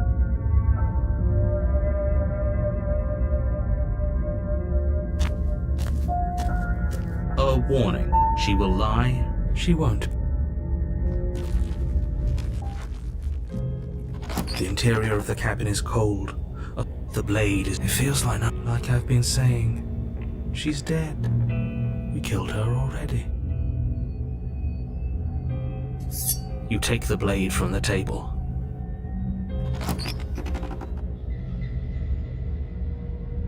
The door to the basement groans open, revealing an old banister and a creak. The room below. Nobody's here. As much as I appreciate the optimism, you shouldn't be so sure. I guess we'll just have to go down and see. As you descend the final step, the form of the princess comes into view. A skeletal body, lying in a heap on the floor, its wrist still bound to the wall by a thick chain. Okay, she's definitely dead. It's just like I told you. Before you have a chance to finish your thought, the top of a head appears from underneath the floor. Two deep-set eyes stare up at you, followed by a mischievous skeletal grin. And finally, the rest of the body floats up to join the head. Wait, this isn't right. What's going on here? Ghost! Oh. Wow. How absolutely terrifying. What's a ghost supposed to do to us? Oh, it's you. Hiya, Keller. I was hoping to see you again. I had some issues with how our last meeting went. The princess drifts across the room into your orbit.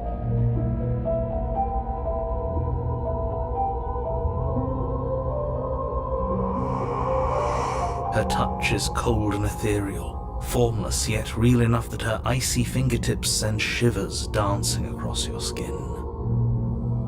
So she has a body, and she's right there. That means we could kill her again, if we wanted to.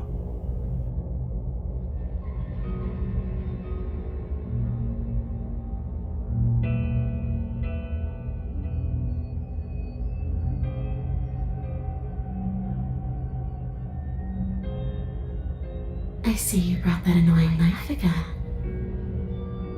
So, are you waiting for a chance? Yes, obviously things are strange right now. I think it's safe to say that you've seen something you shouldn't have seen. Whatever worlds you've hopped between, whatever versions of me you've met, none of that matters now. There's no finish. How? We already did what you told us, and now she's a ghost. You haven't tried slaying her yet this time, though, have you? And then what? And then you'll have saved the world. I think he's asking about what happens after we save the world. What do you mean, after? You already know what we mean, don't you? So why don't you go ahead and tell us? You're going to try and lock us away in a timeless void again? Because I didn't much care for that. I'm not going to lock you anywhere. What an interesting choice of emphasis.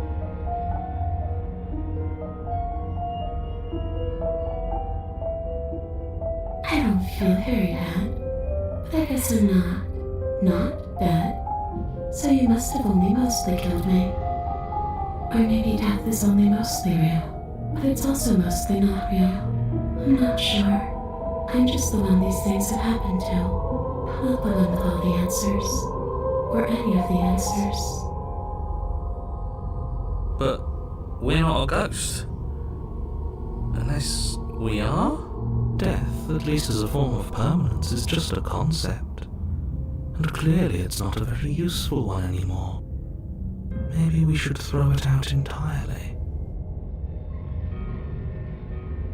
The princess glances back at the bones lying on the floor.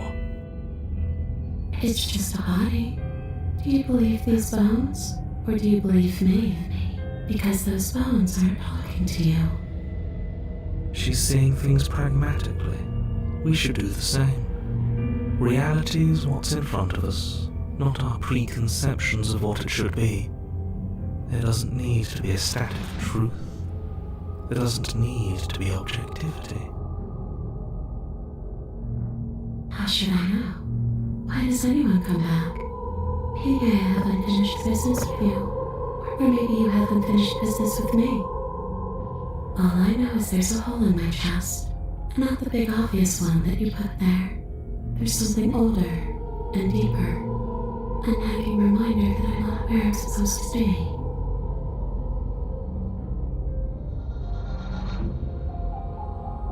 Home. And just where is home, I wonder?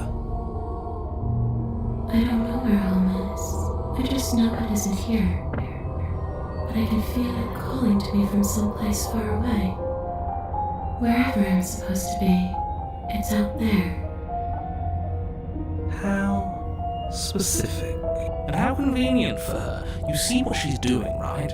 She's suggesting that the only way you can rid yourself of her would be to let her out, which, in case you haven't been listening, will spell the end of the entire world.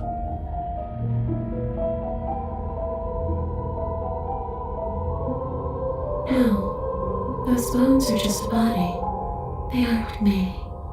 Bury them, smash them. It won't do a thing. But you can help me. This place won't let me leave. At least, I'm not alone.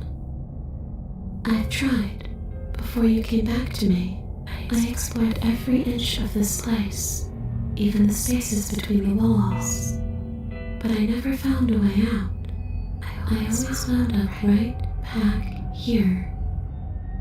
Maybe we should just leave.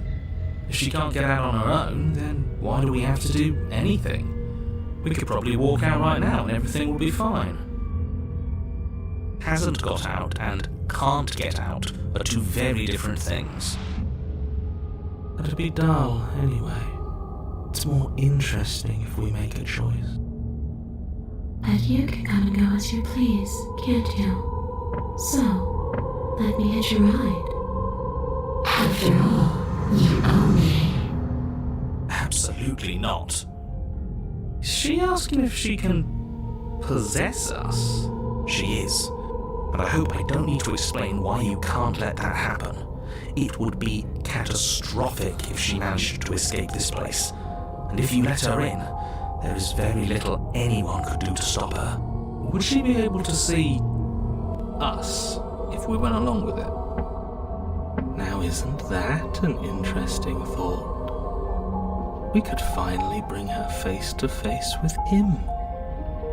I wonder what she would have to say to the one who wants her dead so badly. You won't like how things play out if you go down this path.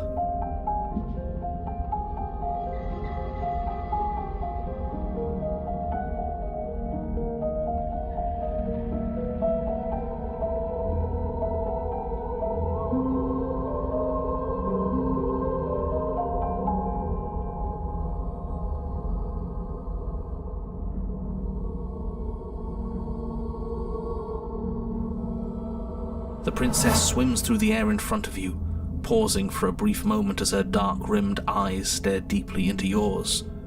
There's a hunger in her gaze. You're really trying to make it up to me, aren't you? Thanks for being a pal, killer. I mean it. What are you doing? Don't just let her in. How many times do I have to tell you? See you soon. She rushes forward and then she's gone. A sharp chill spreads across your body. It starts in your chest, a freezing numbness flowing out from your heart, all the way down your limbs, your mind growing cloudy and confused as it settles over your very soul. I'm not sure I like this. Can we get a do-over?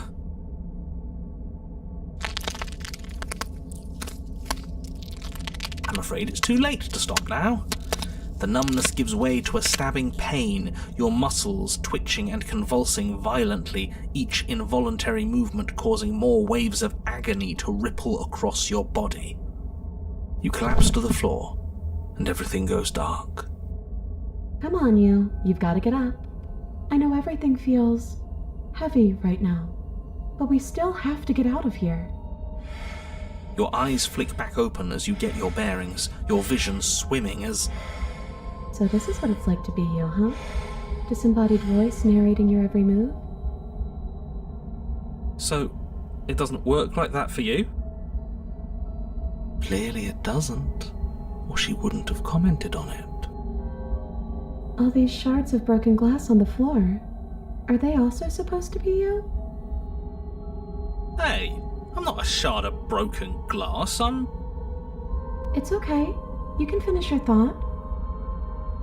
I'm a voice? I'm me, is what I am. Who cares what we are?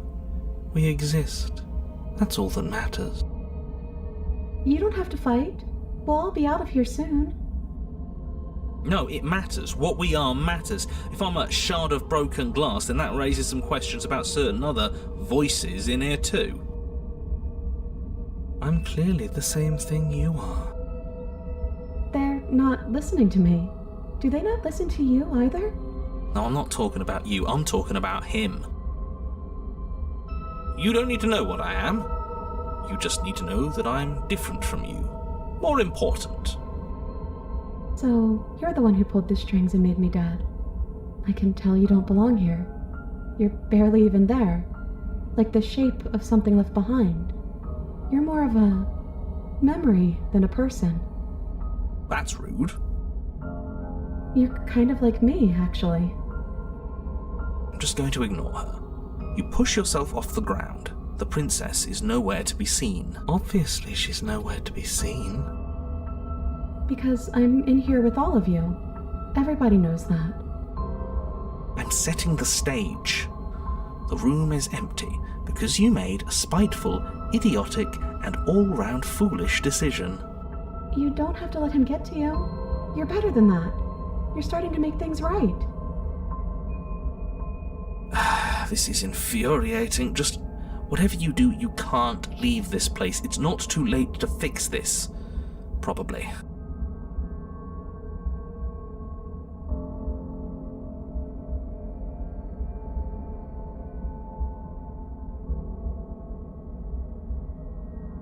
It's okay. We're almost out of here. Just... Everything won't be fine if you listen to her. One way or another, this is all going to end. Wouldn't it be nice if he ends with it? Wouldn't that be nice? There's only one way to find out.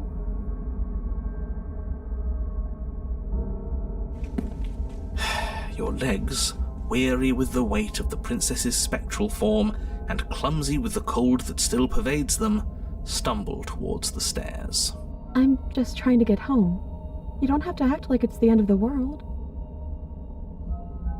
But that's exactly what you leaving this place is going to be. You don't know that. I do. Wait, if she has a home to go back to, doesn't that mean that her leaving won't end the world? It doesn't mean that at all. It could mean that wherever her home is, it's outside of the world. Yeah, but it has to be somewhere, doesn't it? And if it's somewhere, then it's part of the world. I suppose it's all a matter of perspective. Where does the world end and something else begin? Does the destruction of one open a door to another? Or is it the same world reborn? Against the backdrop of the inane conjecture of meaningless little voices, your body continues its ascent up the stairs, staggering through the open door. For how much you hate her, you aren't doing a whole lot to stop us from leaving this place. Maybe the bossy one doesn't actually hate me. Maybe he even likes me. Or maybe he just knows that he's been in the wrong. Maybe he's trying to make amends too.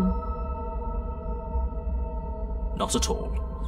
I'll have you know that I do hate you, and I will continue to hate you for as long as I am able. It's just the weight of it all. It's too much for me to do anything other than describe and dictate. And whine. This body wasn't made to hold you and the princess. If you want to renege on your cataclysmically terrible decision a minute ago, well, you're the only one that can make that happen.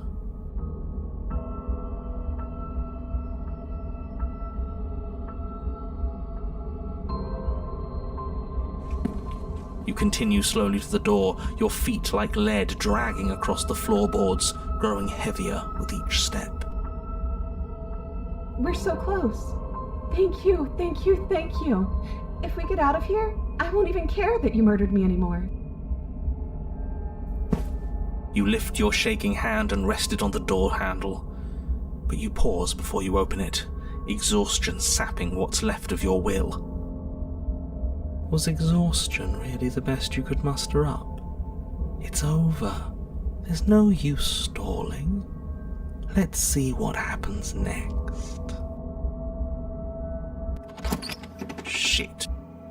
But exhaustion wasn't enough, was it? The handle clicks as you twist it, and then the door groans open. You collapse to the ground, you and the princess, free from the confines of the cabin. As you exhale from the effort, you look up and see... yes? Nothing. He's gone. And so... So we did slay him after all. But what about us? Are we just stuck here in... No, we're still here. Yeah, but that thing you said earlier, are we not part of the world anymore?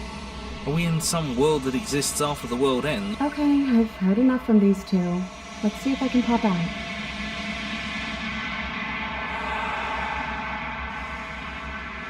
Anna, you actually freed me, didn't you? I'm outside. Don't mention it. I think this is where I'm meant to be.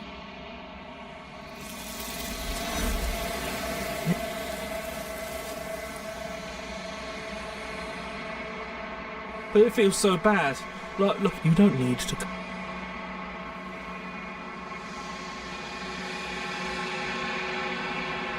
Okay. Whatever makes...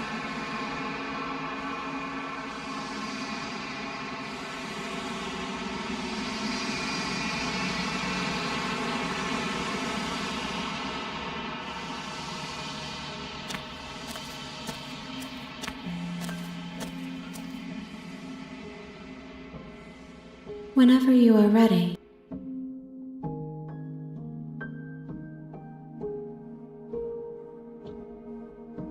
Is a child the same as an infant? I am an unbroken pattern, but every vessel gives fresh perspectives and carves new avenues of expression. I am different, but I am the same. I'm sorry. Words are difficult for me. They never fully weave what I wish to say. If you do not like my answers, then you need not ask me questions. The vessels you choose to bring me carry far more meaning than anything words could say in the spaces between.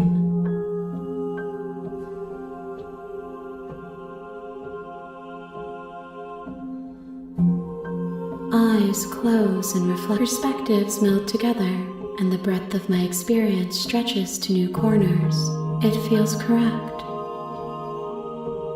With every gift you bring me, I excavate the alleys of what I am meant to be, and every exploration yields. I cannot tell you what desires I will hold, but in this moment, there is still much to be seen. Neither of us know the depths of our being. Perhaps at the end of this, I will be the one to kill you. Or perhaps we will leave this place together and find new horizons to discover. Those paths lead to worlds you've already seen, and to perspectives I have already made my own.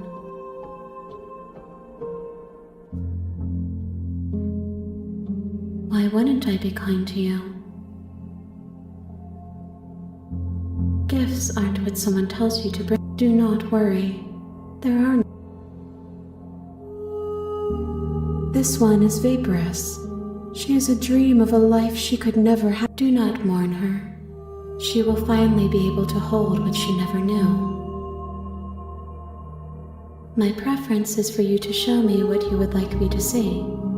I cannot know the ways I wish to grow, for I have yet to feel them.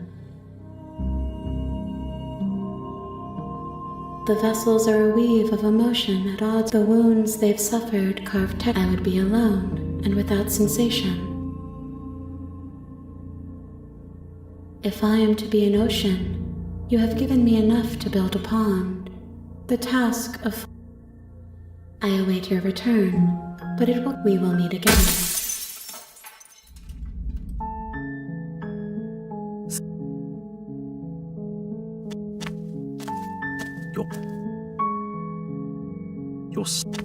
There's always You have already come.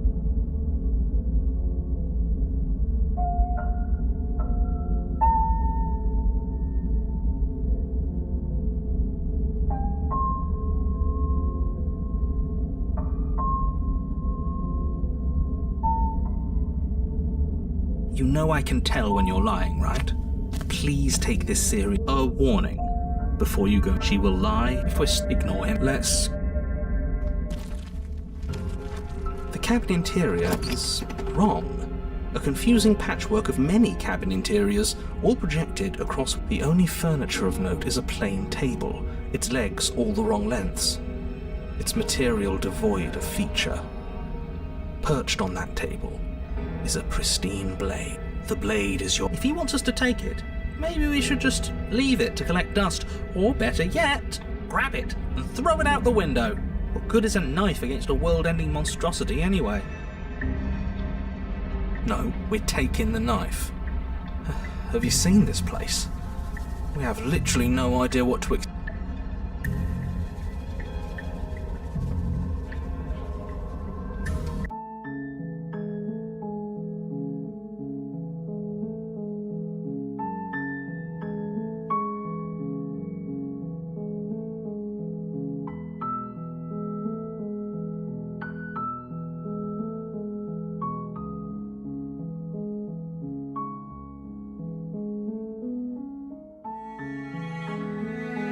No, we're taking the knife. I've already told you what you're dealing with. You can't just say that. And when everything here is so wrong. Listen to me. My job is to describe facts as fact. And if you're going to slay her, you cannot let fear creep into your heart. You cannot lose... Oh, ho, ho, ho! You've piqued my interest. What's going to happen if we lose ourselves? Nothing, because you're going to pull yourself together. Just ignore the stressful geometry and stay calm. How? Even if we closed our eyes, you're constantly describing it to us. I'm not going to stop doing my job, so you're just going to have to get better. Yes, take a deep breath. I'm all for getting under his skin, but we'll miss out on loads of fun if we shrivel up into a ball and go insane the first time we see something weird. What you're seeing here is obviously real. Just accept it and go with the flow. It really isn't hard. Okay, I'm fine. Good. Now, whenever you're ready, we're all waiting for you to complete a very important task.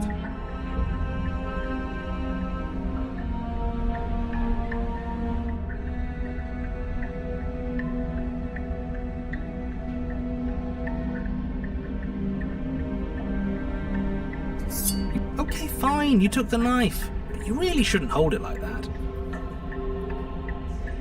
The other way, thumb at the bottom, will look much cooler and more serious if we hold it with our thumb at the bottom.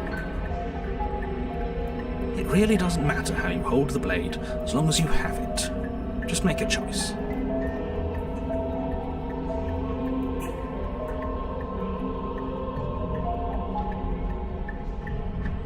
You switch your grip on the blade. Congratulations. Yes! Isn't this so much better? Okay, fine. You're right. This does look a lot better. It really doesn't matter. Just get on with it and deal with the princess already.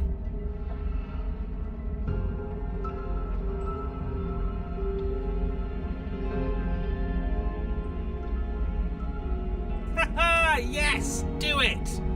Seriously. You throw the blade at the window, glass showering the cabin as your weapon flies out into the night. I suppose you'll just have to deal with the princess without it. We'll be fine, don't worry about it. What's the worst that could happen? The world ends? Oh well. If the princess wasn't going to do it, the heat death of the universe was going to come for it eventually. I'm not so sure. This place is already messing with my head. It would be much better if we had a weapon. What's done is done. Good luck, hero.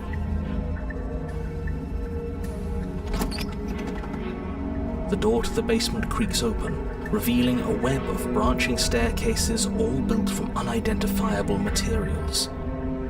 Nothing here seems to belong, and the closer you examine your surroundings, the more confused you get, your head throbbing with the effort of making sense of this place. None of the stairs even seem to go anywhere, let alone down. The air here has a sickening, almost sludge-like miasma to it, the kind of indiscernible quality that comes from the blending together of every scent there is at once. An odour that is simultaneously everything and yet the sum of it all coalescing into a thick, nauseating nothing. If the princess lives here, slaying her is probably doing her a favour. Her voice, a disquieting collage of tone and personality, drags up the stairs. Hello? Hi. What are you doing here? Are you here to kill? No, thank you. Oh, don't be such a baby. I don't want to do this. Let's just turn around and leave. This feels wrong. This feels like a trap. Like whatever we do, we're gonna die. We don't even have a weapon. But we already tried turning around and leaving, didn't we? And he threw up a wall. No way to go but forward. And whatever choice we make, whatever she is, we know one thing for sure. And what's that? That the fate of the world hinges on your success? There'll still be plenty of ways to ruin his day.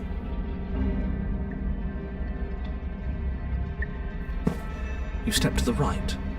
The path feels soft and reassuring against your feet. The stairs almost seem to cradle you as you make your way down, like they're guiding your heels from one step directly to the next. You barely have to extend any effort to descend, the stairway doing most of the work for you. You don't feel like there's any concern that you might slip or tumble or lose your way. But the further you go, the deeper you sink in. First, it's like a lovely plush carpet, your toes digging down and barely hitting any resistance at all. But soon enough, you're fighting just to keep your knees from sinking out of sight. The softness threatens to swallow you whole, to wrest control of your body and surround you in a false ethereal bliss, pretending to save you from the cruelties of choice and consequence. It's slow going, but you manage to fight against the overwhelming urge to fall back into comfort and nothingness, the very struggle to continue forward consuming your every thought.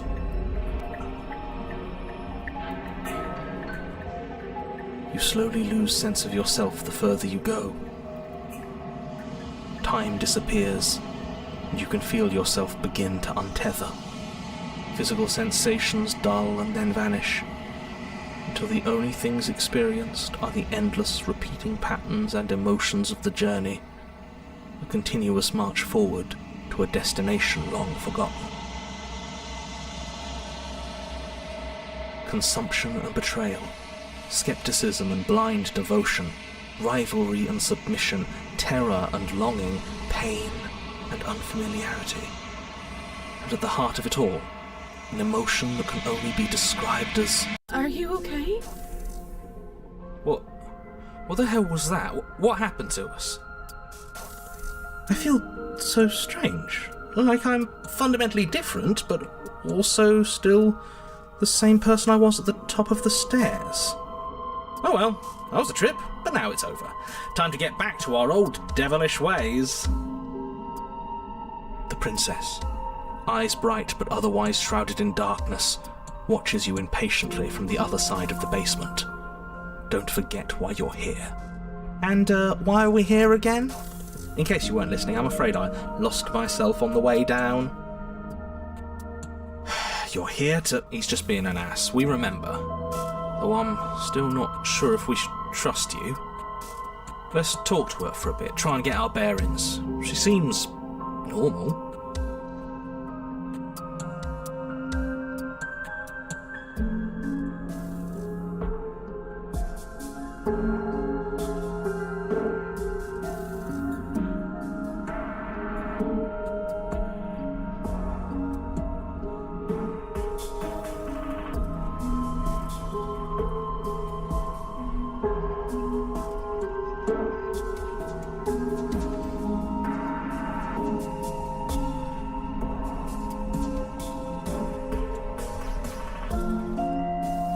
That's okay.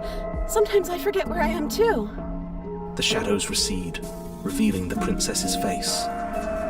She's so warm and friendly. It's deception. Don't buy into it. How strange. So, why are you here? As the princess speaks again, it's almost as if she fractures. Where there was once just one of her, there is now another. We can do that? I don't like this. It's those cabins all over again. Can we put her back? Again? Have you been here before? Should we tell him? Nah, let him stew. Right, I'm telling him. Yeah, we've been here before, but we never went to the cabin. We just turned around and left until... It seems to me like you saw something...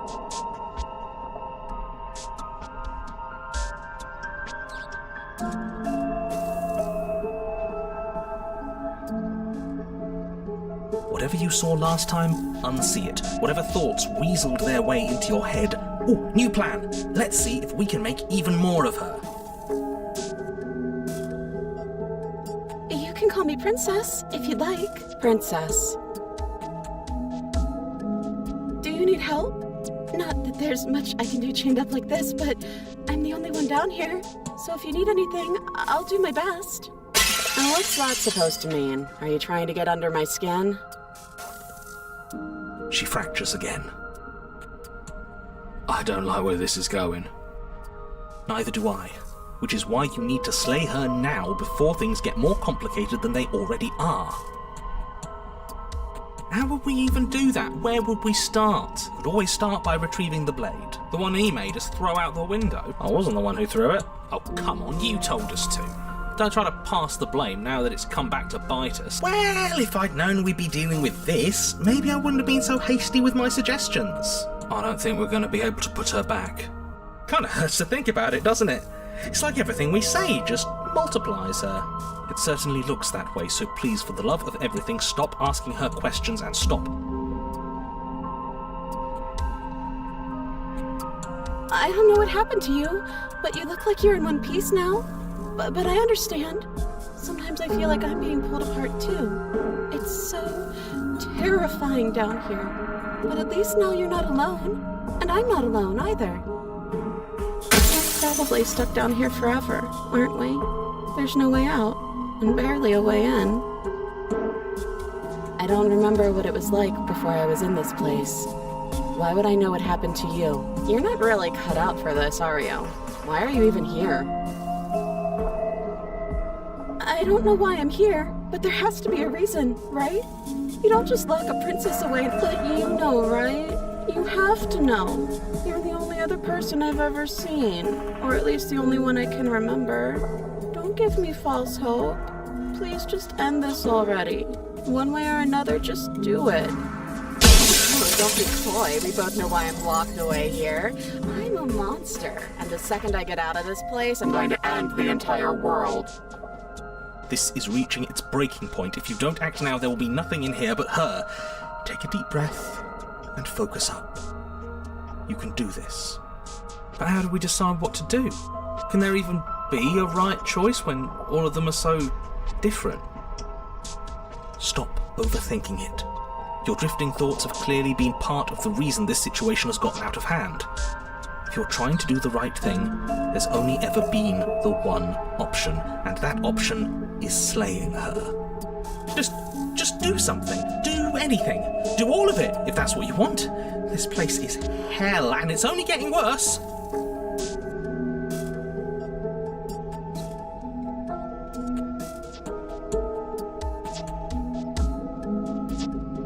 Wait, that's not right. Go on. You take a step forward. Your foot lands, but it lands different.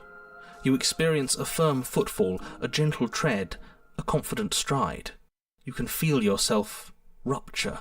The room spins, your perception multiplying in a sickening kaleidoscope as your very self is pulled in incomprehensibly many directions. You find the blade suddenly in your hands. All at once you use it to strike at her bindings as you remain upstairs and slay her and leave her to perish alone. Is this what the end of the world looks like? What an unbearable mess. But this... we can't... Do you not have anything witty to say? I could use a good bit of wit right now. No, I don't, because this isn't fun. How are we supposed to have fun if everything is happening at the same time? It's the same as nothing happening, and nothing is excruciating. Luckily for all of us, nothing and everything doesn't go on forever. The world and the princess collapse in on themselves before it all falls apart. I think he's gone. We were never going to salvage this, were we? What happened to us? What are we? There are parts of us that are dead, and others, they just don't fit. They just don't fit. We can feel them moving around in spaces they don't belong. It's all so uncomfortable. Did you do this? Did we do this? Can you pull us back apart? Can you fix us? We should help her. I think we did this. How surprisingly sincere. I didn't actually think our actions had consequences. It's a little late for regret, isn't it? Please.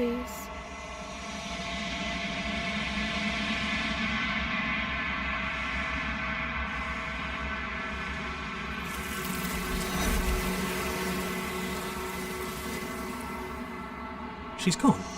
And is that a...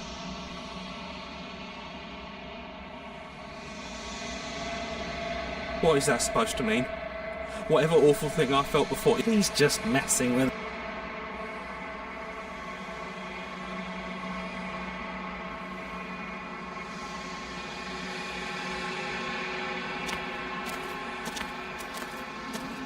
All of me is changing.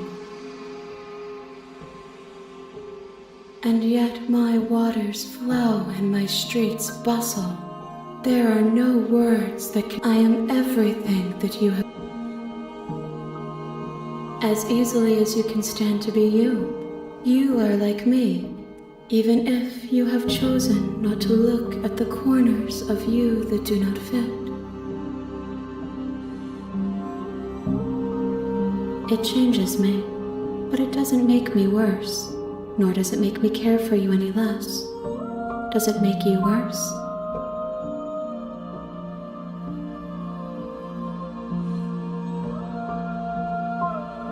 How strange of you to ask me then.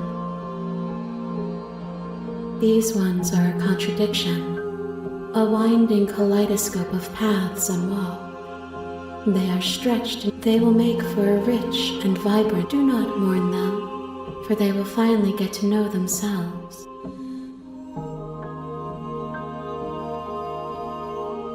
The desires of my multitude, I yearn for what I have always yearned for.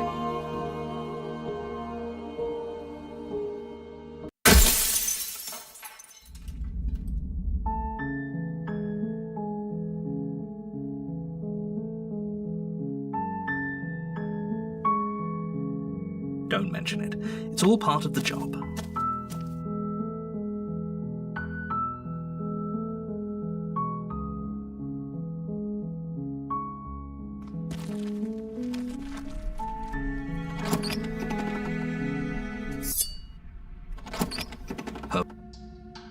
Don't be a stranger.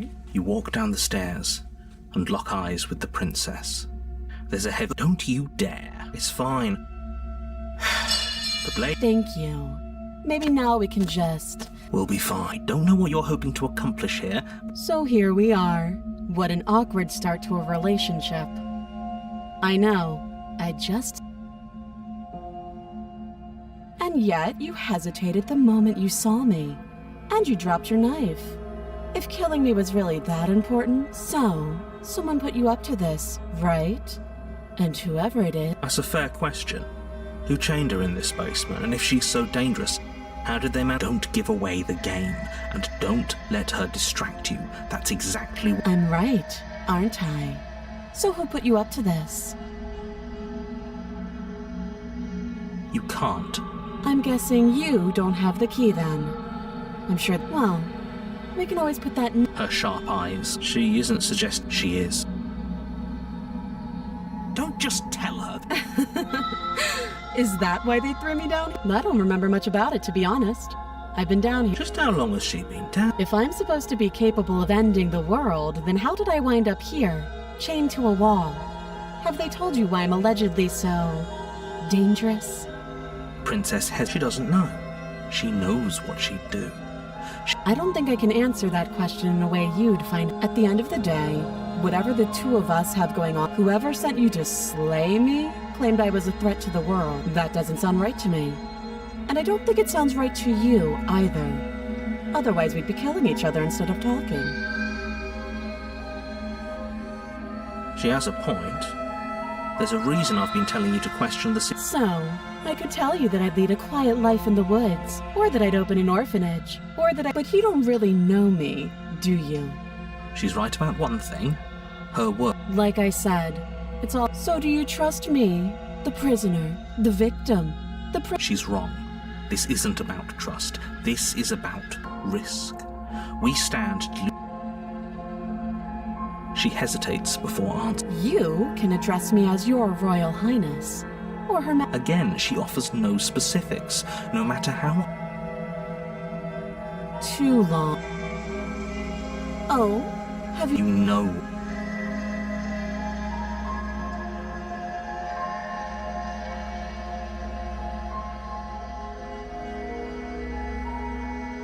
That seems like leaving her alive is too risky.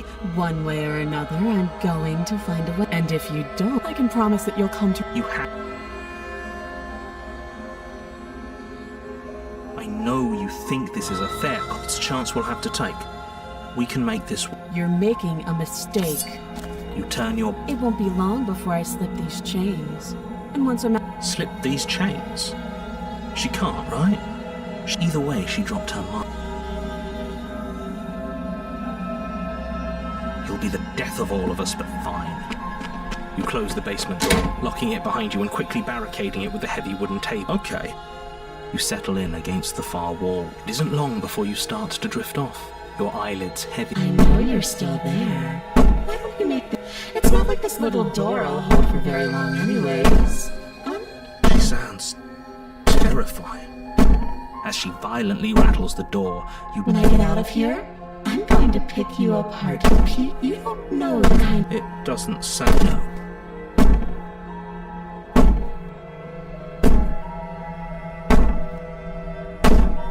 Just ignore her. Maybe the banging and wail. You put the princess's threats out of your mind as best you can, and huddle. You jolt awake in the middle of the night to silence in the cabin.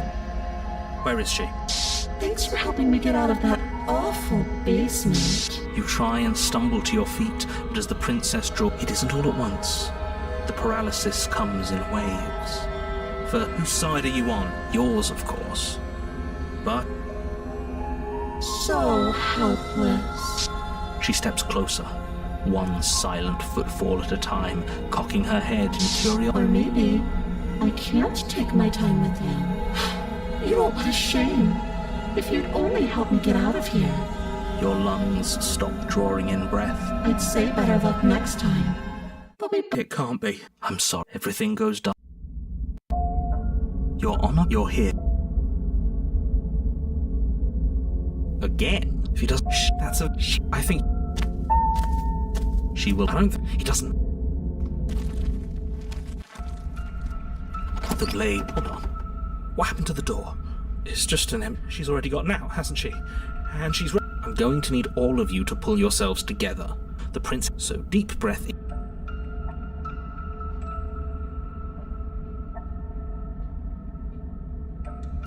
Good. Is it those... More eyes, too. The air seeping up from below reminds you of her cruel... Oh, I didn't think you'd come back. Okay, we need a game plan.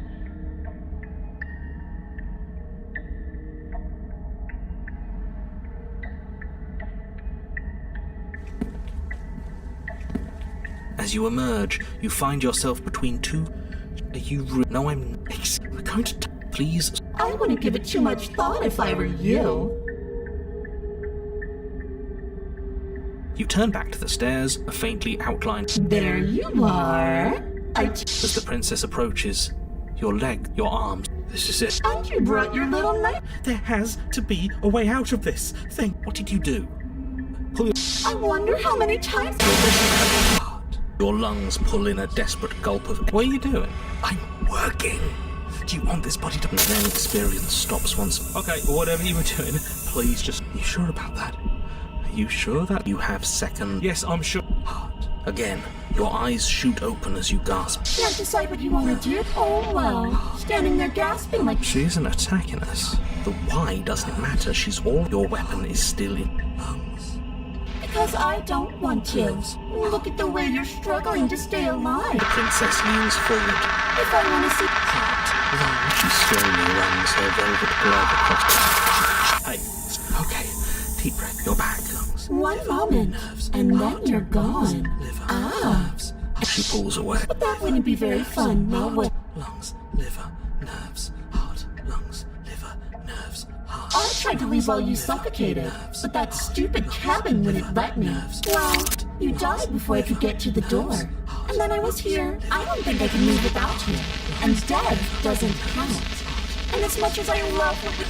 Heart, lungs, liver, nerves. I am being nice. And you died of fright as soon as you saw me last time. I didn't think keeping you alive was an... You see me. Heart, lungs, liver, nerves, heart, lungs, liver, nerves. Definitely not. If you're what I need to leave this place, chances are you're pretty useful. Don't worry. Nerves, heart, lungs, liver, nerves, heart, lungs, liver, nerves, heart, lungs. I am what I am. It's not... Lungs, liver, nerves, heart, lungs, liver, nerves, heart, lungs, liver. Are you serious? Lungs, liver, nerves, heart. Nobody's happy here, but. You poor deluded thing. Do you think a single moment of bravery changes you into something? She raises a hand to her mask and pulls it down. You don't get like a creeping mold. The complete reality of your existence threads its way through your. No. Let me out. Your existence. What? A lonely soul in a room by itself, weeping. Let me out. A reprieve. A good life. Love. Children. A steady career. Recognition. Let me out. Diagnosis. It forgets everything it is. Anger. Rage. Distance. Poverty. Let me. No. Let me out. This is all too much. You can't keep going.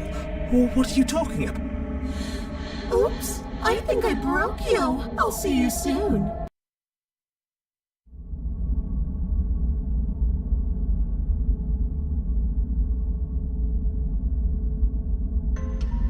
You're on a path in the... Shit.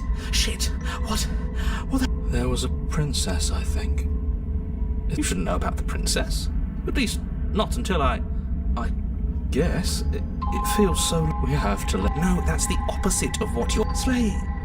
We decided... Yeah, we're supposed to let her out. It's really the only way this works. No, we were supposed to keep her trapped. We're supposed to be unfeeling. We can't be unfeeling. But there's nothing for us to do. We love her. Can we love something that hates us?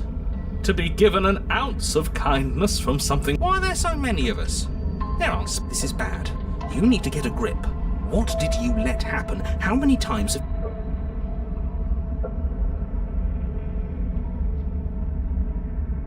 Many. It feels like we've been here forever.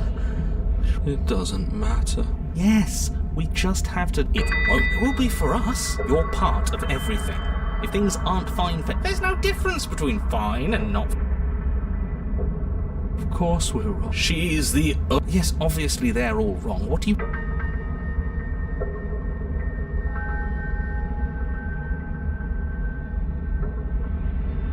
What does here even mean if... Shut up. Every single... You did your best, really. And are cruel and... You're lucky. I've tried to keep them numb. Don't think about that too hard. All it will do... Maybe your Ugh. Yes, this is far from the first time. They're good questions. They all just end in... It doesn't matter what... And then if you all just... Your thoughts are far...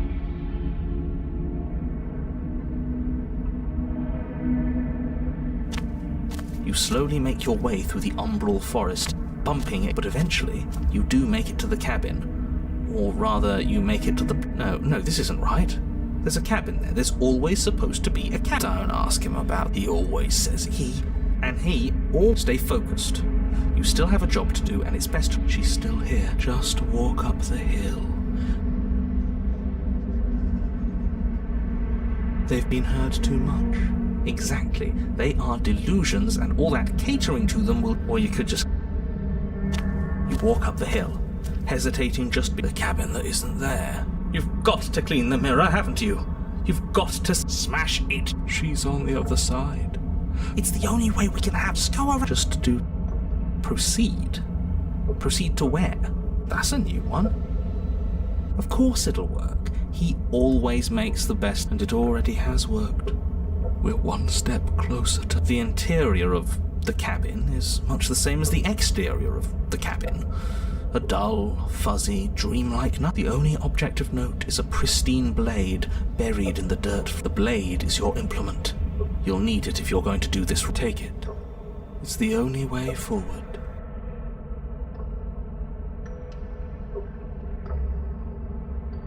You lean over the hole and gaze into the abyss, deep in the bowels of the earth.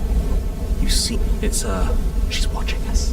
She never stops watching us. You really are. With every word she speaks, the princess in the pit... I was joking when I said that way back when. Closer. I was having some fun. And I guess I wanted to... Closer. Watching over me forever. That would... Close. But forever is so long. Except for me. I've already taken your will, and what's left is for you to take me away. It'll be so much fun. Together. A witness. I could even make you a little cage if you want. Now don't pose. Don't try to resist. I've already molded you into what I... Do something. Do it.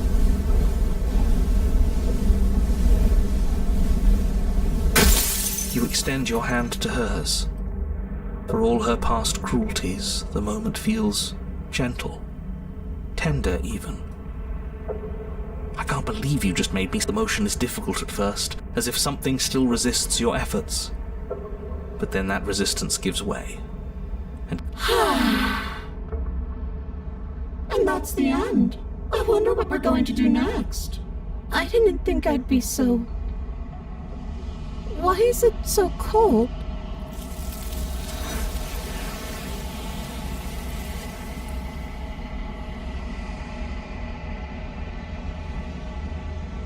she's got... Yeah.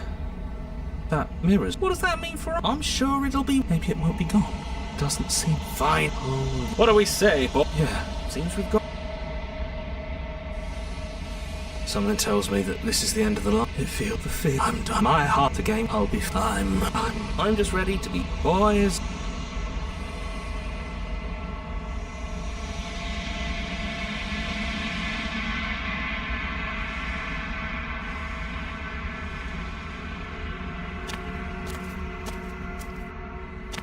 There's a world beyond the endless walls of the long quiet. Do you know what we'll find out? Rhetorical.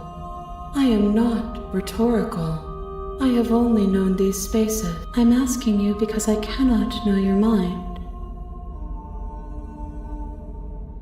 There is a warmth and sadness in me at the thought. We are real. Nothing is an idea that dwells in the absence. This one is a waiting mall. An inevitable destination where all roads end. Do not mourn her. She is exactly where she needs to be. No.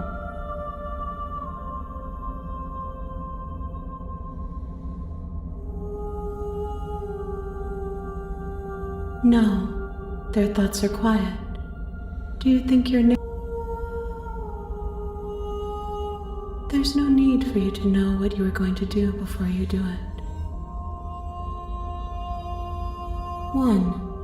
Whatever you bring me next will be enough, and then gravity will pull the others back to me.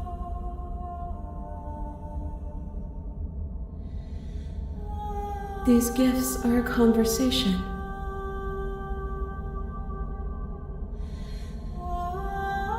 You've already tried waiting.